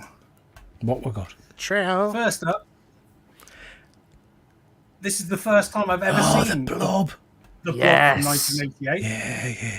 Like somehow I'd never seen this movie, and Brilliant. I always wanted to. I just never got around to it. And then this was only a tenner, so I just imported it from Germany. Yeah, Very Great cool. stuff. Great movie. it's a great movie. You know, it looks nice on Blu-ray as well. I highly recommend. And is James Breen around? Because we're gonna review his. Ooh. See, I have 2 Slab Crusade packages here, which I have not. Nice. I have pre-cut, as it were, but I have not opened. Ooh. So let's investigate. Let's do some live unboxing. Are these his mystery packs, or are these ones that you've No. picked up? I picked these, and they're 9/8s. Okay. So we know that already. But I just pick the cover that I like, basically, and here we go. Let's see. Ooh, what have we got here? Ooh. Oh, that's nice. That's I nice. like that. That's amazing. I completely forgot I ordered that. That's tremendous. Yeah. Oh. Who's the artist on that? That is a art germ. Yeah. And this is James's 9.8 kind of guarantee that he does on the Guaranteed, slap. yeah. Yeah. So basically, if it doesn't come back a 9/8, then you can get Yeah. a refund, Yeah. and boom! Look at that. Please do make sure James, if you're still in the chat, stick the link to your website in the chat, because you'll not get a better deal on 9.8. Slab Crusaders is amazing. I all my ongoing pull list is through them now and everything. And that's cool. like So that. what's in the other one? Oh, that is exciting, because I think that's quite hard to beat. To be fair. Yeah, I think you're right. that's a That's a beautiful keeper cover. for sure. That's James is saying that one had to be fixed twice, he thinks. This is the really? other good thing with James and the Slab Crusader guys. You know, if you're buying slabs, as a number of us on screen do, there's always a chance to come back. Oh, you bastard, I love it. Why have I not got that? There's always a chance the slabs come back with a crack or a pube or something like that in them. James sorts all that out for you. That's stunning, mate. awesome. I love that. Yeah, Absolutely that's love cool. See, I buy Scotty Young to flip them, honestly, because I don't Yeah. collect Scotty. Yeah. But that does look quite good. That's a keeper. That is a keeper. I mean, the book. I'm not gonna lie. The book is dog shit. If you read it, the cover is stunning. James is saying so many pubes. Yeah. Yeah, no, they're perfect. James, you have done yourself proud. I love that. Your small business there. It is tremendous. Everybody buy things from Slabbed Crusaders. That is my advice. Yeah. Fuzzy wasn't a fan of that book, I remember him saying, because it's a silent comic. It's a very, very odd. Chris pays extra for the pubes in his. Doesn't surprise us, Chris. Doesn't surprise us. So please do check out Slabbed Crusader. We'll have to get a slide for us to show to kind of show you off on here, mate. Again, just a bit of a plug. Scotty Young's got 27 books coming out shortly, all with stunning covers. Slabbed Crusader are doing an amazing deal on that, so check them out. I think it's 80 odd quid for the full shebang. If you want all the books, if you want all 27 slabbed, pardon me, at a guaranteed 9.8, he'll do it for you for £1,000, which in reality is what, 30 odd quid per slab, which is brilliant. Amazing. You'll not get guaranteed 9.8. If I had that money lying around, I'd be all over it. Like it would be. How much was it to get that Storm one as a CGC, Von Hoot? So I think this one was 40 quid, something like that. Bargain. Plus postage once I eventually get them all stacked. Wonderful. It's a great service. Such a cool cover. Yeah, it is really. That's nice. A cover buy for me. Like I'm. Oh yeah, I would never read this shit. Like, it's all about cover buy, isn't it? Cover buy. Yeah. Chris, he's waiting for the day Slabs come back with no books, just pubes. That would be nice. Also, I want to say I've been using Slabbed Crusaders for ages now. It's a good year and a half, and he's always really great about emailing me back and stuff like that. The communication is wonderful, so have no fear. Slabbed Crusaders. Yeah. James, catch up with us after this, and we'll do like a weekly slide to stick in with whatever your current offers and things are, because it's worth singing about, mate. Okay, last chance, everybody. Hashtag TMNT. I'm going to draw that now. So let's just share with screen. Do you know what it is? I do this every friggin' week, and I always forget how to do it because I'm a pleb. There we go. Is that on screen now, chaps? Yes, it is. Yep. Okay, guys. Chris Bell, new service at CGC, 9.9 pube screening. That's the make sure there is a pube in there for the 9.9. That's what they do for you. It's nice. Okay, good luck, everybody. Let's see who's going to win tonight's giveaway. And our winner tonight is... What's exciting? Chris Bell. Good stuff, Chris Bell.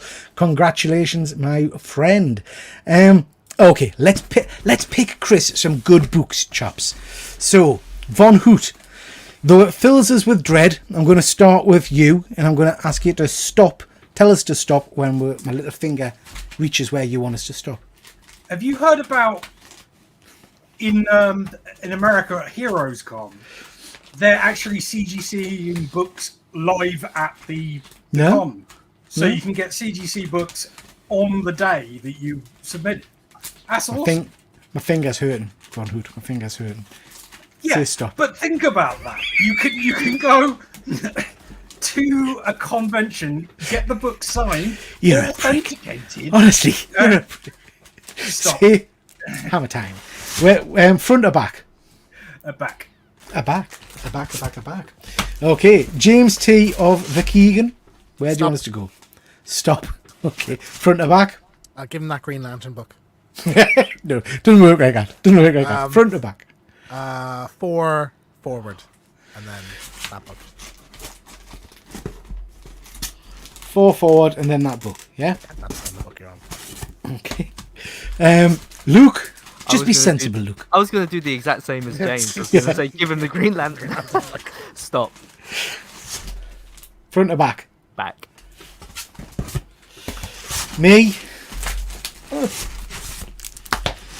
Von Hoot, I'm not coming to you. You're too naughty. James, what do you want us to do? Stop. Go one back. One back. Is that it? Yeah. Right. Okay. Chris, what have we got? Oh, God. What have we got for you? These are their picks, not mine, okay? So you have got... Well, one of them's yours. One of them's mine. One of them's mine. Oh, hang on. Make myself big. Where am I? That's Von Hoot. Here I am. So, you've got Primordial Virgin Variant. I think this was a big thing back in the day. I can't remember if it's still going or what. Something to do with monkeys. But there you go. You got that. You got that. Alex Ross Iron Man #1. That's quite nice. You got that. Ooh, a bit of old school Fantastic Four. I like that cover. That's very cover, nice. yeah. Nice. Bit of Doom action. I'm gonna look for it. That's awesome. Pretty cool. We've got, is that Alan Quay? What do you call him? The Marvels. All the Guardians of the Galaxy characters on it. That's quite nice. And you've got Catwoman with Tweety Pie. I love that. I like that one. Which That's is pretty cool. And this has got jealous. a T on the back, which means you also get a trade paperback. So you get to select a trade paperback, Chris. One of these. So you can have Harrow County Volume 1, Harrow County Volume 2, Prodigy by Mark Miller, Aliens vs. Predator, Astonishing X-Men Dangerous, We Only Find Them When They're Dead, Book 1, Werewolf by Night, Black Canary and Green Arrow, Blue and the Green by Ram V, Southern Bastards Volume 1 or Volume 2, Bad Mothers, Undiscovered Country Volume 1. So which of those do you want, Chris? Let us know, and we'll put them to one side for you. Ask to see them again. You what? I said ask to see them again. No. Chris is saying, off my shelves is saying, are they the omnibuses of Harrow County? They are, mate. They're the softbacks. It's actually a canny little tale. Good story. That's a meaty book. Yeah, 2 chunky books. They are nice. They are nice books. What was the fucking hell, Chris? He's winding you up. What was the third one? The third one. 1, 2. I had Prodigy by Mark Miller. Aliens vs. Predator. Howie, man. Howie, we've got a show to do. Have a think, Chris, and let us know what you want. Right, chat. Whilst the Ram V one, please. Oh, are you sure? Are you sure, Chris? I thought it was dog shit. It's just not my cup of tea. But this is Blue and the Green. It's about a musician and a young lad finding his dead dad or something. Wasn't my cup of tea, Chris, I have to be honest, but you might like it. But yeah, we'll send that one to you. No problem at all. Okay, right. But he changes his mind now. Okay, chaps. So moving on to what have we been... Oh, that's still me. Look at my big head. Moving on to what we've been watching. So some of the different stuff we've been reading or viewing over the last few weeks. Oh, spoilers. Have you guys all seen X-Men? Yep. Oh yes. No, but I'm okay with you spoiling it. Okay, Why James. haven't you watched it yet? So, ironically, the last couple of weeks I've said that I've actually got rid of Disney Plus, and today we have just renewed it because ironically they sent us an email which is for a price for the whole year that was cheaper than what they had put it up to. So we're going to re-sign up again. I just renewed it. Right. And I'm like, shit, I should have played hardball and said, So no, we're cancelling. we originally had no intention to go back, but then my missus literally said to me, they've sent us this offer, it's actually less than what we were paying, we don't have to worry about it going up and all that lot, do you want to pull the trigger on it? And I said yes, because I want to watch X-Men. I'm fucking livid right now. I'm so upset. Damn it. So, James, I know you've seen this. Yes. X-Men up till now, for me, there's been some decent episodes. I wasn't as taken by the first couple, I have to be honest. It felt a bit flat. We had a good episode, and then last week's, which was the computer game one, didn't out for us, I have to say. I enjoyed that episode. I don't know why everyone so... just didn't do it for us. It was a filler episode. Like they literally are just like papering the cracks with that stuff. Then It this was like episode... Two separate episodes. Yeah, 2 half episodes, really, wasn't it? Yeah. And then this They did episode used to do dropped. that in the old series as well. Yeah, to be- they did. They did. Okay. All right. Peter. This episode dropped, and it was just friggin' bah. So, tell me what happened in this episode. So, Genosha, Yeah. it's like a mutant country. So, in the last few episodes, there's been kind of a debate about entering them into the UN. So they get entered into the UN, and Magneto, the council, sort of the heads of the country, want to put Magneto as their like chancellor.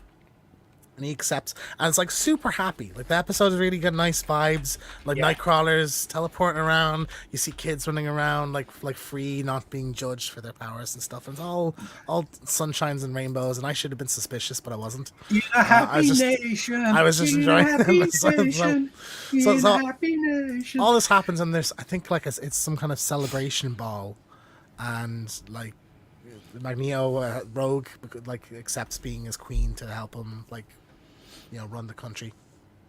And then they get like attacked by a giant 3-headed sentinel thing that's like 100 times bigger than any of them, and it just fucking kills everybody. Like it kills like the half of the country or half of the capital city, and then Gambit dies.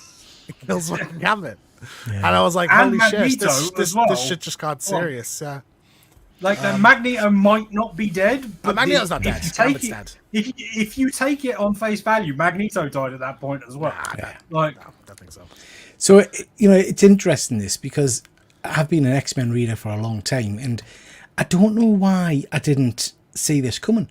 So the Genosha story is it's Grant Morrison at his best, and it's a classic element of the X-Men lore, really.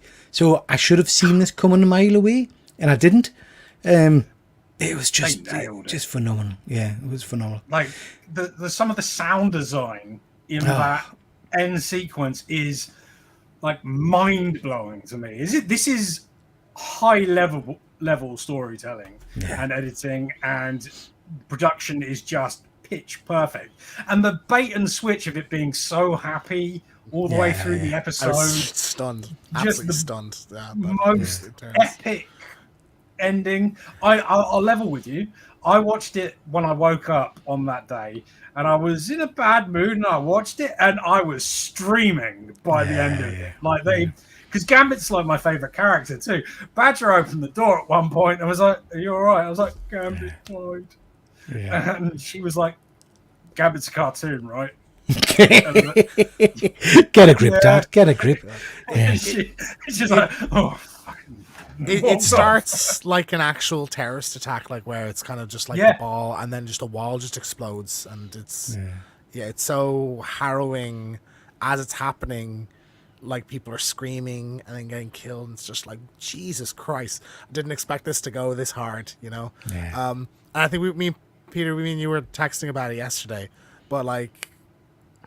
This is the moment where it's like this isn't something that original show would have done. Like this this is a bit ballsier than I think that ever would have gone to, And like you had no issues at the start about this being a kids show, but like this definitely proves that.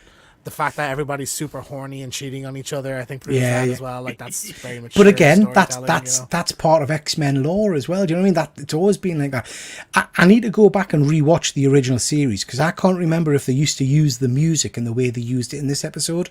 So it gave us very much Mission Impossible kind of vibe. So do you know when the Mission Impossible music kicks in? I know what you mean. They use the main theme. They used action when Gambit was doing his kind of jumping around and stuff. The X-Men music kicked in and it just felt perfect, and I can't remember seeing that in the original. I can't remember it being there. But if you do go back, you'll notice the action sequences aren't always good. Like by a long way, they're very sort of like we have to do a fight now. So I mean, I think I would not be surprised if we're so Cable in this episode. I would not be surprised if this gets retconned. You know what I mean? Because I can't see it killing off Gambit. I hope not. Yeah. No, it will. They didn't in the comics, mind. In the comics, it stayed. But they didn't kill off Because big characters like Gambit. like there's a very clear purpose to this in this story, which is to turn Magneto back. So Magneto has been kind of leading the X-Men, and he's been a good guy for the most part, like reformed. One thing And this is the thing that stuck out to makes him me- snap and say, no, fuck it, fuck the humans, kill them all. you know the bit where it says, like, it focuses on Magneto whilst Gambit's sort of in frame, and it says Omega level threat detected before it goes after Magneto. Isn't Gambit an Omega level character from like the 2000-ish era? Like they built, like they gave him like a new sort of. I don't think so. I think there are. I'm not up to speed with the current lore, but there aren't many Omega level mutants. Jean Grey's a one. I think Rogue might have been one at one point. Iceman's an Omega level mutant. But yeah, cool stuff. Anyway, let's just think about Scott mind fucking Madeline. That's pretty funny. Yeah, that was great. Because he is a dick and he would do that. Yeah, and he did it with Emma Frost, didn't he? That's it exactly, isn't it? Yeah. So I love the reaction. Like there are certain members of the comic book community that have had sort of a flippant Rogue's a hoe sort of when they're still like, oh, Cyclops is the boy, that he didn't, like, he was cheating on his missus with his other missus type of thing. Like, right, chaps, listen, we're going to move on because I know Luke hasn't seen this. Very, very cool. But listen, I appreciate everybody that stuck with us. So I'm putting in the chat, bye Gambit. Hashtag bye Gambit, chaps, and we'll do another giveaway at the end of the show. So hashtag bye Gambit. Okay, so moving on. Oh, Monkey Man. Anybody seen this yet? Haven't had it. I was supposed to go see it the other day, and I didn't get a chance. I'll probably see this on Monday, but I'm very excited. Okay, this is very cool. Luke, you brought this to our attention a little while ago. Tell me about the trailer. I really, really enjoyed this. It's not what I expected. It has got amazing action in it and some phenomenal fighting in it, but it's much more story based than I was expecting. It goes really into the lore of the kind of the character and his background, his revenge. Very much worth seeing.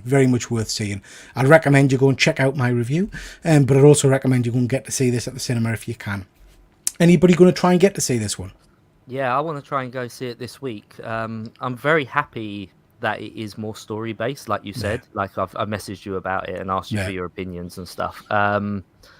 Yeah, it's what I want from this movie. Like the trailer got me interested, but I'm glad there's more to it than just the fighting and the John Wick-esque action. I like that there's more.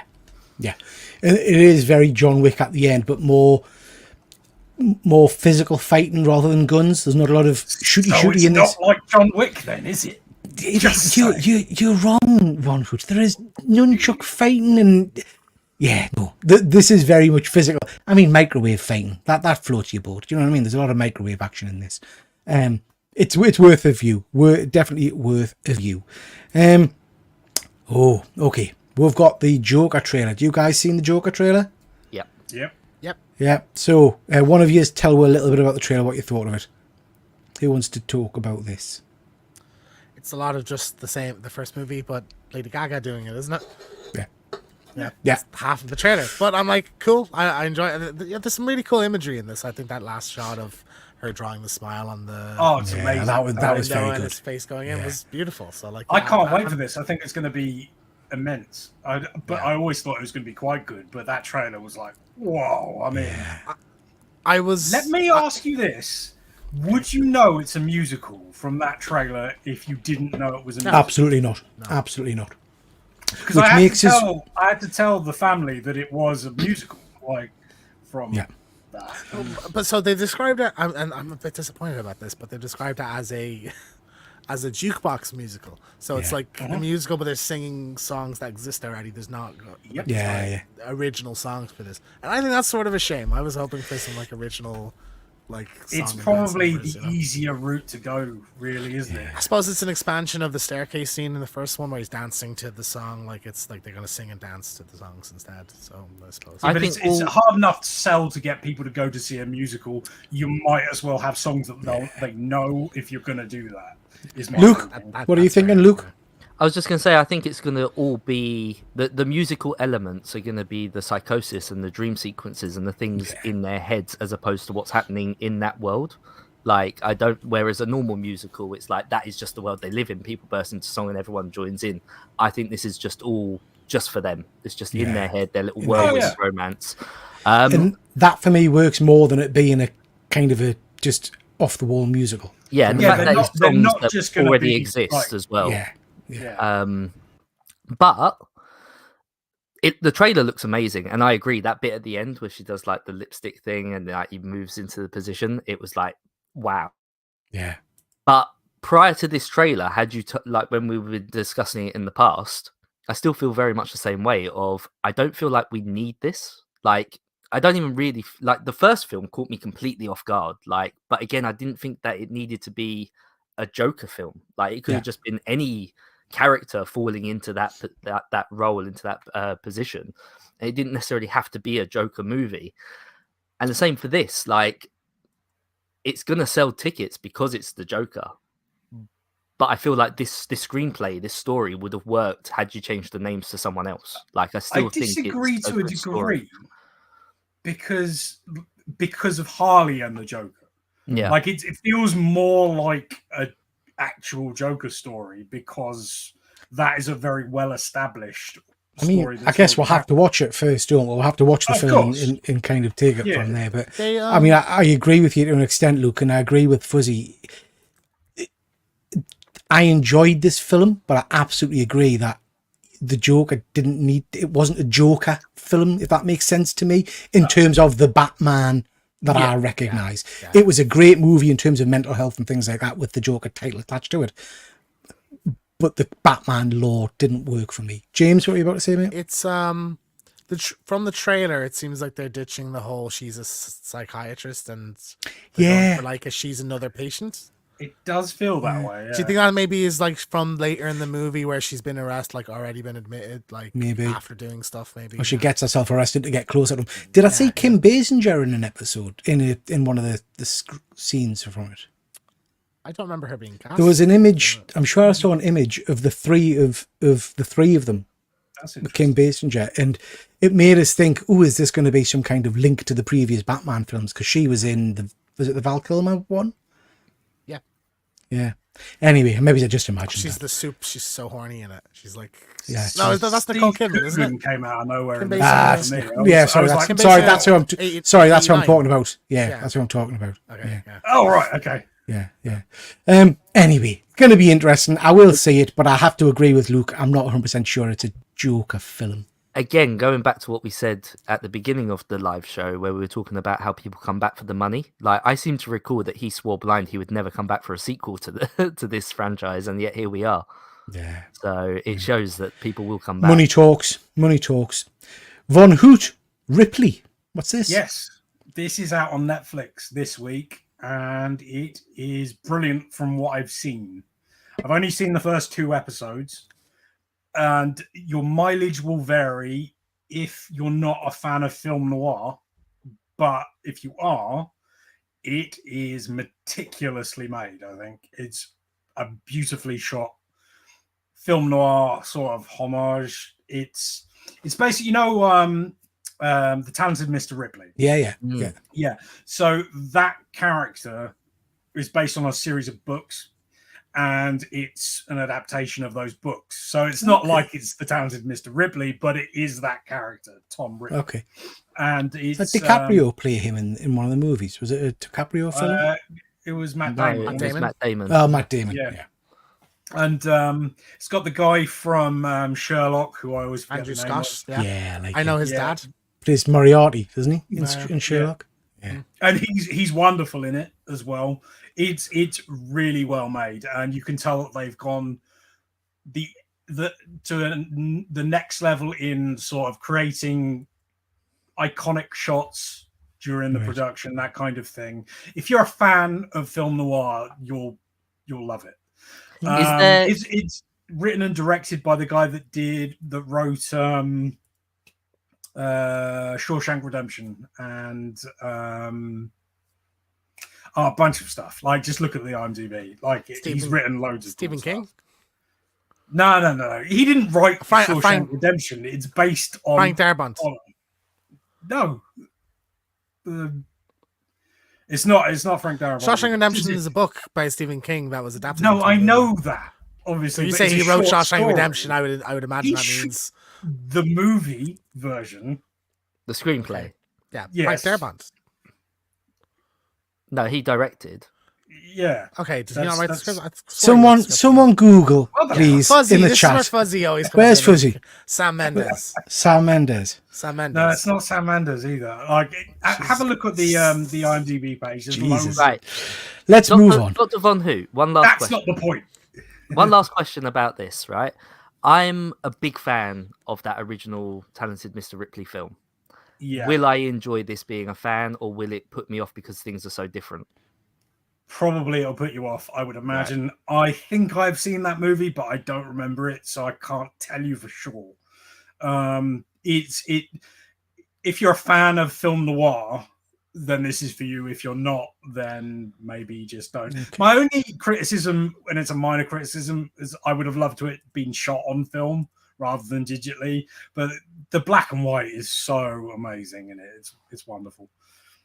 I highly recommend it if you like. Sounds interesting. I like the original movie, so I might check out an episode or two of that.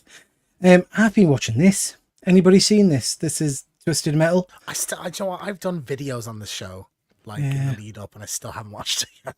Yeah, I mean this games, came out a while ago, didn't it? But we couldn't get it over here in the UK for a while. It's on Sky now. I mean, it only came out here about 3 weeks ago, so it's not like it's. The acting in it is horrific, absolutely horrific. I mean, the first episode I almost just turned off because I thought I can't be coping with this. It was like amateur dramatics from big actors. Do you know what I mean? Some real big names. But what I would say is it's getting better as the episodes go on. You've got to really switch your brain off, and it's just general fun. Based on the video game, obviously. I'm about 4 episodes in now. Thomas, what do you call him? The guy who played Sandman, Thomas Christian Hayden, or Thomas Hayden Christensen. Thomas Hayden Christian. He plays Thomas Hayden Church. Sorry, Thomas Hayden Church. Yeah. Thomas Hayden. He plays the sheriff character in it, and he's saving the show to me. To be honest, Anthony Mack is my dreadful. bad. Dreadful. I have to. It was Schindler's List. He did the screenplay for, not Shawshank. Steve Zalian or something, is that? Yes, he's directing it too. Zalian. Fuzzy's on the ball. Has peace descended upon we're all now? Yeah, good stuff. There was never a fight. Do you like Sweet Tooth? No. So no, Sweet Tooth shitting it as well. He's just irritating. He's supposed to be the thing you come for the show. No. The cop, the sheriff is the guy you come for because he is. What about really interesting? Who's that? On the left there. She's all right. Yeah, she's all right. It's Anthony Mack's acting. Yeah, she was in the first episode for a couple of scenes, but not a great deal. It's worth watching if you've got. It's an easy watch to put on and just kind of, just while the time away. I guess. Coming back for season 2 as well. Okay, I'm quite loving the show. Okay, it certainly gets better as it goes on. I'm looking. How long is it? It's only like 8 episodes, isn't it? Something like that. Episodes or something. Yeah, it's not long. I'm on episode 3 or 4 now. Sooner or later, it'll happen. So it's interesting. It's interesting. Just to remind people, hashtag #ByeByeGambit in the comments. It'll get you entered into the giveaway. Okay, Fallout. No spoilers because it's fairly fresh out. I'm on to episode 4, I want to say. That was 3. Didn't you only start last night? Yeah, me and Thomas have been blasting through this. This, for me, again, based on a computer game that I've never played. Stop selling them computer games. You sound like ancient. It's a computer game. You sound like you're 80 years old. It's a computer game. It's a video game. It's a video game. It's based on the Commodore 64 version of the game. This now that game I'd play. Yeah. I'd be all over that. This does the trick for me because I want to play the game now. I absolutely love this series. Absolutely do not have time. Oh, well, no, I don't. You're probably right. They are 300-hour journeys. Do you know what? The mythology of this, the characters, I'm assuming this is very much, anyone that's played the game it's very much like the actual game because there's so many silly, funny characters. It's and set in the same universe. So like the aesthetic, everything is exactly. oh yeah, It's what Fallout is. Like, Yeah. I'm pretty sure Ghoul is a character from the games as well. Yeah. So, like, yeah. So have any of you guys watched this yet? No, not yet. But Oh, if yeah. you want to play the game, Peter, don't let James stop you. You play that game and you invest all You the will. time You want. will get 1.5. You'll get 90 minutes in and realize this is too gargantuan for me. Like I can't. I just Or can't he play. might love it, and all of his content from then on might be about that game. I feel you're doing me a disservice there, Keegas. How do you know I'll not got the? Because you've had a PS5 since Christmas and you've played 90 seconds of it. Turtles, So played my Turtles, guess. the side-scrolling arcade He's game. just waiting Yeah. for the right game to captivate. I've tried Fallout because I remember the Fallout 3 trailer, like, was one of the most like jaw-dropping things like anyone had ever seen at the time. Really just cool, like set the tone. I've always loved the kind of the 50s, like retro futuristic kind of Yeah. thing, you know, like where like culture stopped there, but like Yeah. some technology kept going forward. I think that's really interesting. Like, and the kind of the grossness of it, I think is really cool. As It's well. a really interesting kind of design because, like you say, they've got that. When you look at the TV sets and things, it's like black and white pictures, and then they've got and futuristic tech. the Pit Boys and the Yeah. stuff. It's cool. So I would very much recommend you check this out because I'm thoroughly enjoying it. I put this image up of the ghoul character. You get it backwards and forwards of him before he becomes the ghoul and things like that. Love him, absolutely love him. He's the best character in it. But yeah, it's full of great stuff. So I'm so happy we're getting great video game adaptations, though. Yeah, You know, like The Last absolutely. of Us, now this, I think, are being held up there, like as the peak Absolutely. of what these can be. You know, so Empire Strikes, I see, really enjoyed the Fallout. Yeah, really cool. Quite loving this show. Yeah, it's a really, really good one. Wow, something Big Dave. It's not often Big Dave's really positive about a show, so Fallout is outstanding. So he's really enjoying it, which is good stuff. I'll give out free sausages to the winner. Thank you. It was always like a nice sausage. I love Walton Goggins. Never played the game, but I'm interested in this. Fuzzy, I think you'll like it. It's got a real kind of interesting vibe to it. Bit of a Western kind of theme going on as well. So yeah, very cool. Pat Bear What saying platform is this on? Where do we watch this? Amazon. Amazon. Yeah, It's all up. yeah. Drop The it- they full drop the whole season's thing dropped. at once. Yeah, That's unusual Yeah. for them, isn't it? They usually do them in chunks. yeah. So I think boys. they've dropped it all in one thing, and then the writer or the producer has said something today negative about that, saying that he wished they hadn't done that. He'd rather Yeah. it went out weekly. you But know? I suppose like people, like I know a few people that just like blasted right through it and are like, this is like the fucking best thing I've seen in years. You know, so Yeah. that's that word of mouth is spreading. So. Definitely worth a watch. James Bean saying he can't wait to watch Fallout. Well worth watching, mate. It's spot on. We've got Connie in the house. Nice to see you, Connie. Just a reminder, everybody, hashtag #BuyBuyGambit in the comments and we'll get you into the competition for tonight. James keeping Peter in check. He tries, Fuzzy, he tries. Domestic. I played the original 2 from Black Isle. Okay, interesting. I have no idea about the games, I have to be honest. Rishi's Maths Club. Is there My a maths question, challenge tonight? just out of curiosity, is it an adaptation of the games or is it a continuity? It's in the same universe. There is. I've heard. I've stayed away from. Of course, Dave, back at it. Any opportunity, Dave. Any opportunity. Disney. I believe there is like one. It retcons one thing, but for the moment, like it's supposed to be in the same universe. So like, there's one thing. You have to know But for so the- it's sort of a retelling rather than. I don't No, know if it's following. not continuing. Well, like all these vaults are all over the country. Like, so Okay. it's just another vault, and yeah. So I guess I only asked because I am going to watch it. I haven't played the games much. Yeah. I played a little bit, but not enough. Mhm. And but I'm going to watch it with somebody who loves the games. I'm just wondering what. So I guess the question you're asking, Von Hoot, which is what I don't know, is this following the narrative of one of the first games? Do you know how Yeah, all of how- them are the same. It's a person who lived in the vault. And no, leaves the James, vaults, and do you know what I mean? Like, it's not based Yeah, on a but- specific game. so it's not based on a specific game is what No, we're it's asking. it's just set in the same universe. Of Okay, them, so it's, okay, it's a separate thing, like, which is Okay. great. That's how I like things to be. You know, expand. Good stuff. So it is worth a watch, chaps. We've talked a lot about games on the show previously, and I often say to you, kind of, you know, what game would you like to see made into a movie or a show or something like that? So we're going to flip that around tonight. What movie franchise or comic book series would you like to see a good computer game, video game based on? So what would you like to see based on a game? How long do we have? Not long, because we're nearly at 2 hours and I'm busting for it. Could do a whole show just on this beat. Yeah. For me, I feel like Warner Brothers should take advantage a bit more of some of their properties. So, like, there's not been a Scooby-Doo game in a very long time. I'd love, like, Until Dawn or a Telltale style Scooby-Doo game solving a mystery. That'd be cool. The Matrix.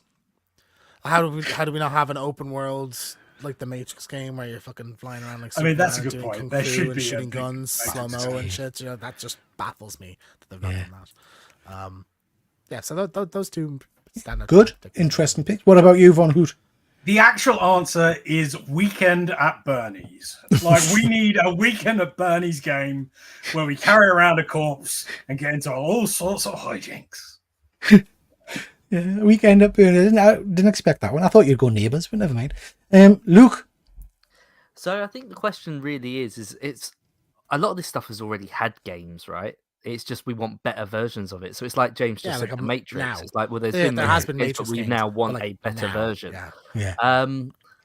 But yeah, To be fair, that Matrix game was really good.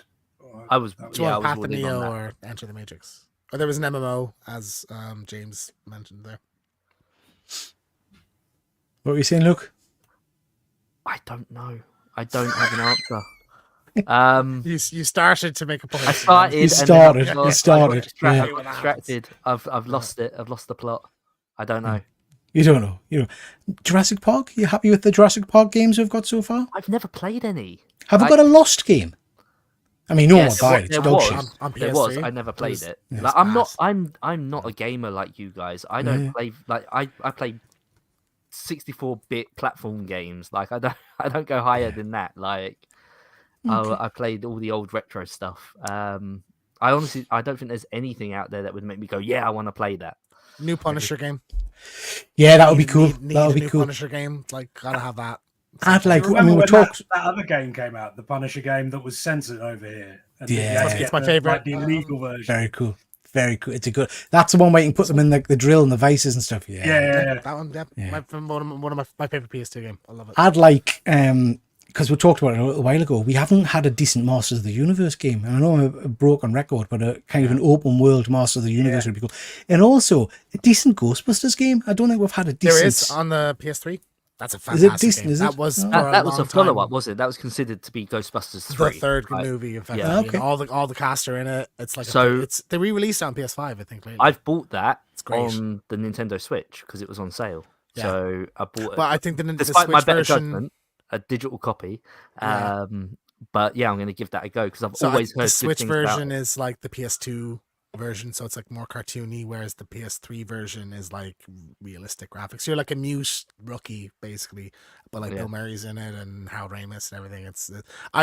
Not a huge Ghostbusters fan, but I fucking love that game. I think it's So so all my gaming comes from years later after people have said about it. So for example, I'm still waiting to purchase a second-hand PS3 from Computer Exchange for 60 quid, and I'll play The Last of Us because James has said how great it is. I've got it. I haven't played it. But I have no interest in buying the latest console and playing something. So, like that Ghostbusters game, oh yeah, it's available on the Nintendo Switch. My wife's just purchased a Switch. I'll give that a go. But I'm not hunting for the new stuff. Yeah.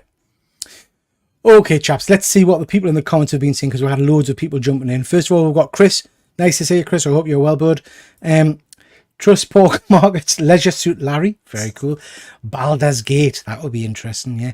Chris Bell, Westworld, the original film. Was it, what you call him? Was it Yules Brennan? Thingy Brennan? Can't remember his name. He's in, I can't remember. Anyway, Yul Brennan. Yules Brennan, yeah. Yul Brennan. That would be very, very cool. Chris, bye-bye, yeah, awful, mate. Still in shock. James is saying we used to have MMO for Matrix, Matrix Online. They used to do things with that franchise. Not anymore. It's a shame. Yeah, new movie coming out apparently. Well, that's the good thing. Yeah, I'm surprised that wasn't on the. Damn it! I should have sent you that to put. I want to talk about Fast and loose with good there. that. Too late now. Considering the last one. John Wick. Yeah, There third-party shooter would be there cool. was a game, John McHex. It's like a isometric thing. I think they're doing a proper big budget one now. Bend Over 2, yeah. Madam Web. Oh, wow. Just people standing around and talking. Yeah. Is it? Starship Troopers, we've kind of Helldivers got that, 2. James. Yeah, it's a game now, effectively, you know. So. I don't know how they've getting away with that, because it is literally a carbon copy of Starship Troopers. Yeah, It's army bizarre. dudes shooting. Rishi's Maths Club. I'm loving Rishi's Maths Club. I'd love to see Countdown as a beat 'em up. Yeah, we got Countdown, didn't we, on the IT crowd underground of Countdown? Did you see that? I love that. That was a superb episode. Rush Hour, that would be cool. Thundercats and Mask. Yeah. Dig out your Commodore 64. There was a Thundercats There was. and Mask game. Yeah. So Thundercats, I didn't know Thundercats is owned by Warner Brothers, so that might be in Multiverses. You might get some of the Thundercats in that. I reckon VR that'd be good. headset, right? Gremlins, and you got to get them off you and whack them with like. Luke, just it's comes entirely running at you. possible. It's entirely possible that is a game. Now, you know, like I think VR stuff just slips under the radar quite a The lot. VR stuff is. Yeah, there's I mean, tons there of are some licensed spot things. on good stuff there. Yeah. There is a VR Ghostbusters game. Actually, I've not had There a is, play on that. I would love even like an open world, like you're out kind of like a bully almost, but like gremlins running around. You know, like I think that'd be really cool. Like, I think I've told you guys. I've wrote it. It's called Gremlin because the copyrighted Gremlins apparently. But I've read a comic book which is Gremlins set during World War II, and it is phenomenal, absolutely phenomenal, really really cool. Buffy the Vampire Slayer. I miss Buffy. A couple They PS2 did have games, a but, video like, game on the N64, And on PS2, yeah. Xbox. Yeah. Okay, guys, we're going to run this giveaway. Last chance. Hashtag bye bye Gambit. Stick it in the comments, and we will give some comic books away. So. Good luck, everybody, and let's run this and see who tonight's winner is. Some interesting games out there, guys. It'd be good to get some new stuff out there as well. The winner is The Empire Strikes. Good stuff, my friend. Congratulations. Right, I don't trust any of these people on screen anymore, Empire, because they take too long to pick. So I'm just going to pick 5 random books, right? It's Von Hoot I don't trust. Now. Now. No,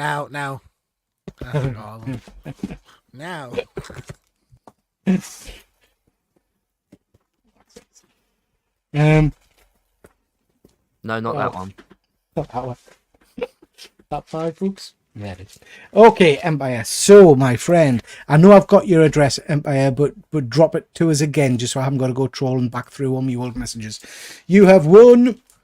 Oh, nice. Thor variant I cover. thought that one went before. I might have had 2 in here. I don't know, mate. I might have had this one.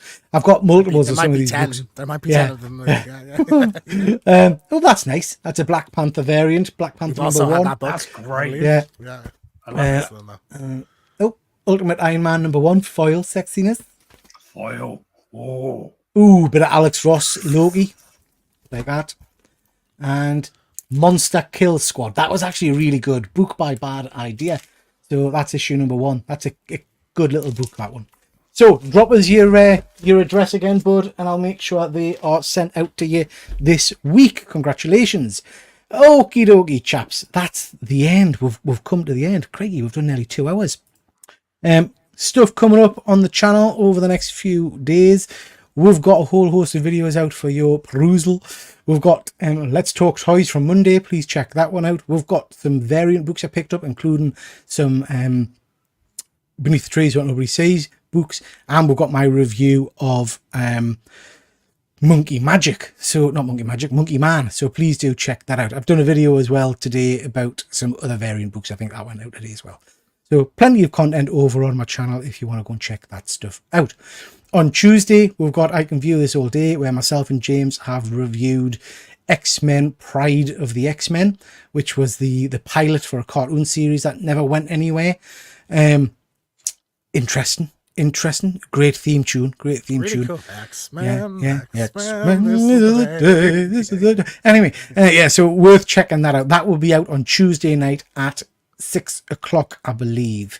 James, look at that big hairy. Look at him. Ooh, he's a cute monster. Tell me about that. So, we have news that I'll Be Right Back is on Godzilla 1998. You chose this, you people. You voted for it. We did it. So it's on the channel. So there you go. We made it. So that's the newest one. That went up yesterday. And then as I'm gonna highlight it, Dead Man mentioned earlier. Velma season 2 is starting in a couple of weeks, so we're doing Scooby Doo. Now, just by sheer coincidence, I thought a Silent Hill movie was out in a couple of weeks, and it wasn't. So we scrapped Silent Hill, and I said, "Well, we'll just do Zombie Island because I wanted to do that for a while." And then Velma was announced to come out that day, so like, oh, perfect timing. So we're gonna talk about the best Scooby Doo thing as one of the worst comes out. We might also review season 1 of Velma, depending on if Peter bothers watching it, because I think it'd be interesting to kind of talk about season 2 as it's running, you know. The whole season of season one. They're only 22-minute episodes, and there's 10 of them. So like, Oh, well, it's only that's- 3.5 hours or whatever. That's fine as long as Peter's doing it. I'm not. That's fine. Nobody asked you to, but Is it that bad? Is it that bad, Von Hoot? I think it's interesting. It makes for an interesting conversation. But we'll be doing some Velma content now that we have the channel up. As it's on anyway, we'll be doing some standalone videos on that. So Okay, interesting. I should have mentioned as well, I've copied off James again, and on my channel I've put out a poll for what film we should review after we've done the Fantastic Four movie next. So if you want to vote on that, there's 4 choices there. Go and have a look-see at that. I think Rocketeer's winning at the moment, or is it Phantom? Can't remember. But go and check that All out. the way. I would have liked Rocketeer's some very input cool. on Very cool. the choices, Peter. Yeah. James, anything else coming up that you want to talk about? We have a poll on the channel also. Peter picked 2 and I picked 2 because I think that's fair when we both have to watch the movie. On what we're doing next month. So Wishmaster, I believe, is in the lead, which I've never seen. As you wish. There's also Love that like film. Supernatural. The first 3 episodes is up on that. Wishmaster is actually really good. Yeah, I've never seen worth it. a watch. I barely have heard of it, so like, yeah, I'm curious. Other choices are like Cabin in the Woods and what was the one you picked as well? You wanted Dog Soldiers. So Dog If you want Soldiers, to vote, that's up there. You know, we'll do that next month. So it's that, and I think that's it for the. Good we have stuff. Wonder Scare live on Friday as well. So. Yeah. Von Hoot, what have we got coming up over in your neck of the woods? In just under an hour, I will be over at Comiverse for another discussion about probably X-Men, I expect. We'll talk a lot about X-Men. Yeah. This is the day. I mean, probably not that X-Men, probably the one that came out this week, I would think.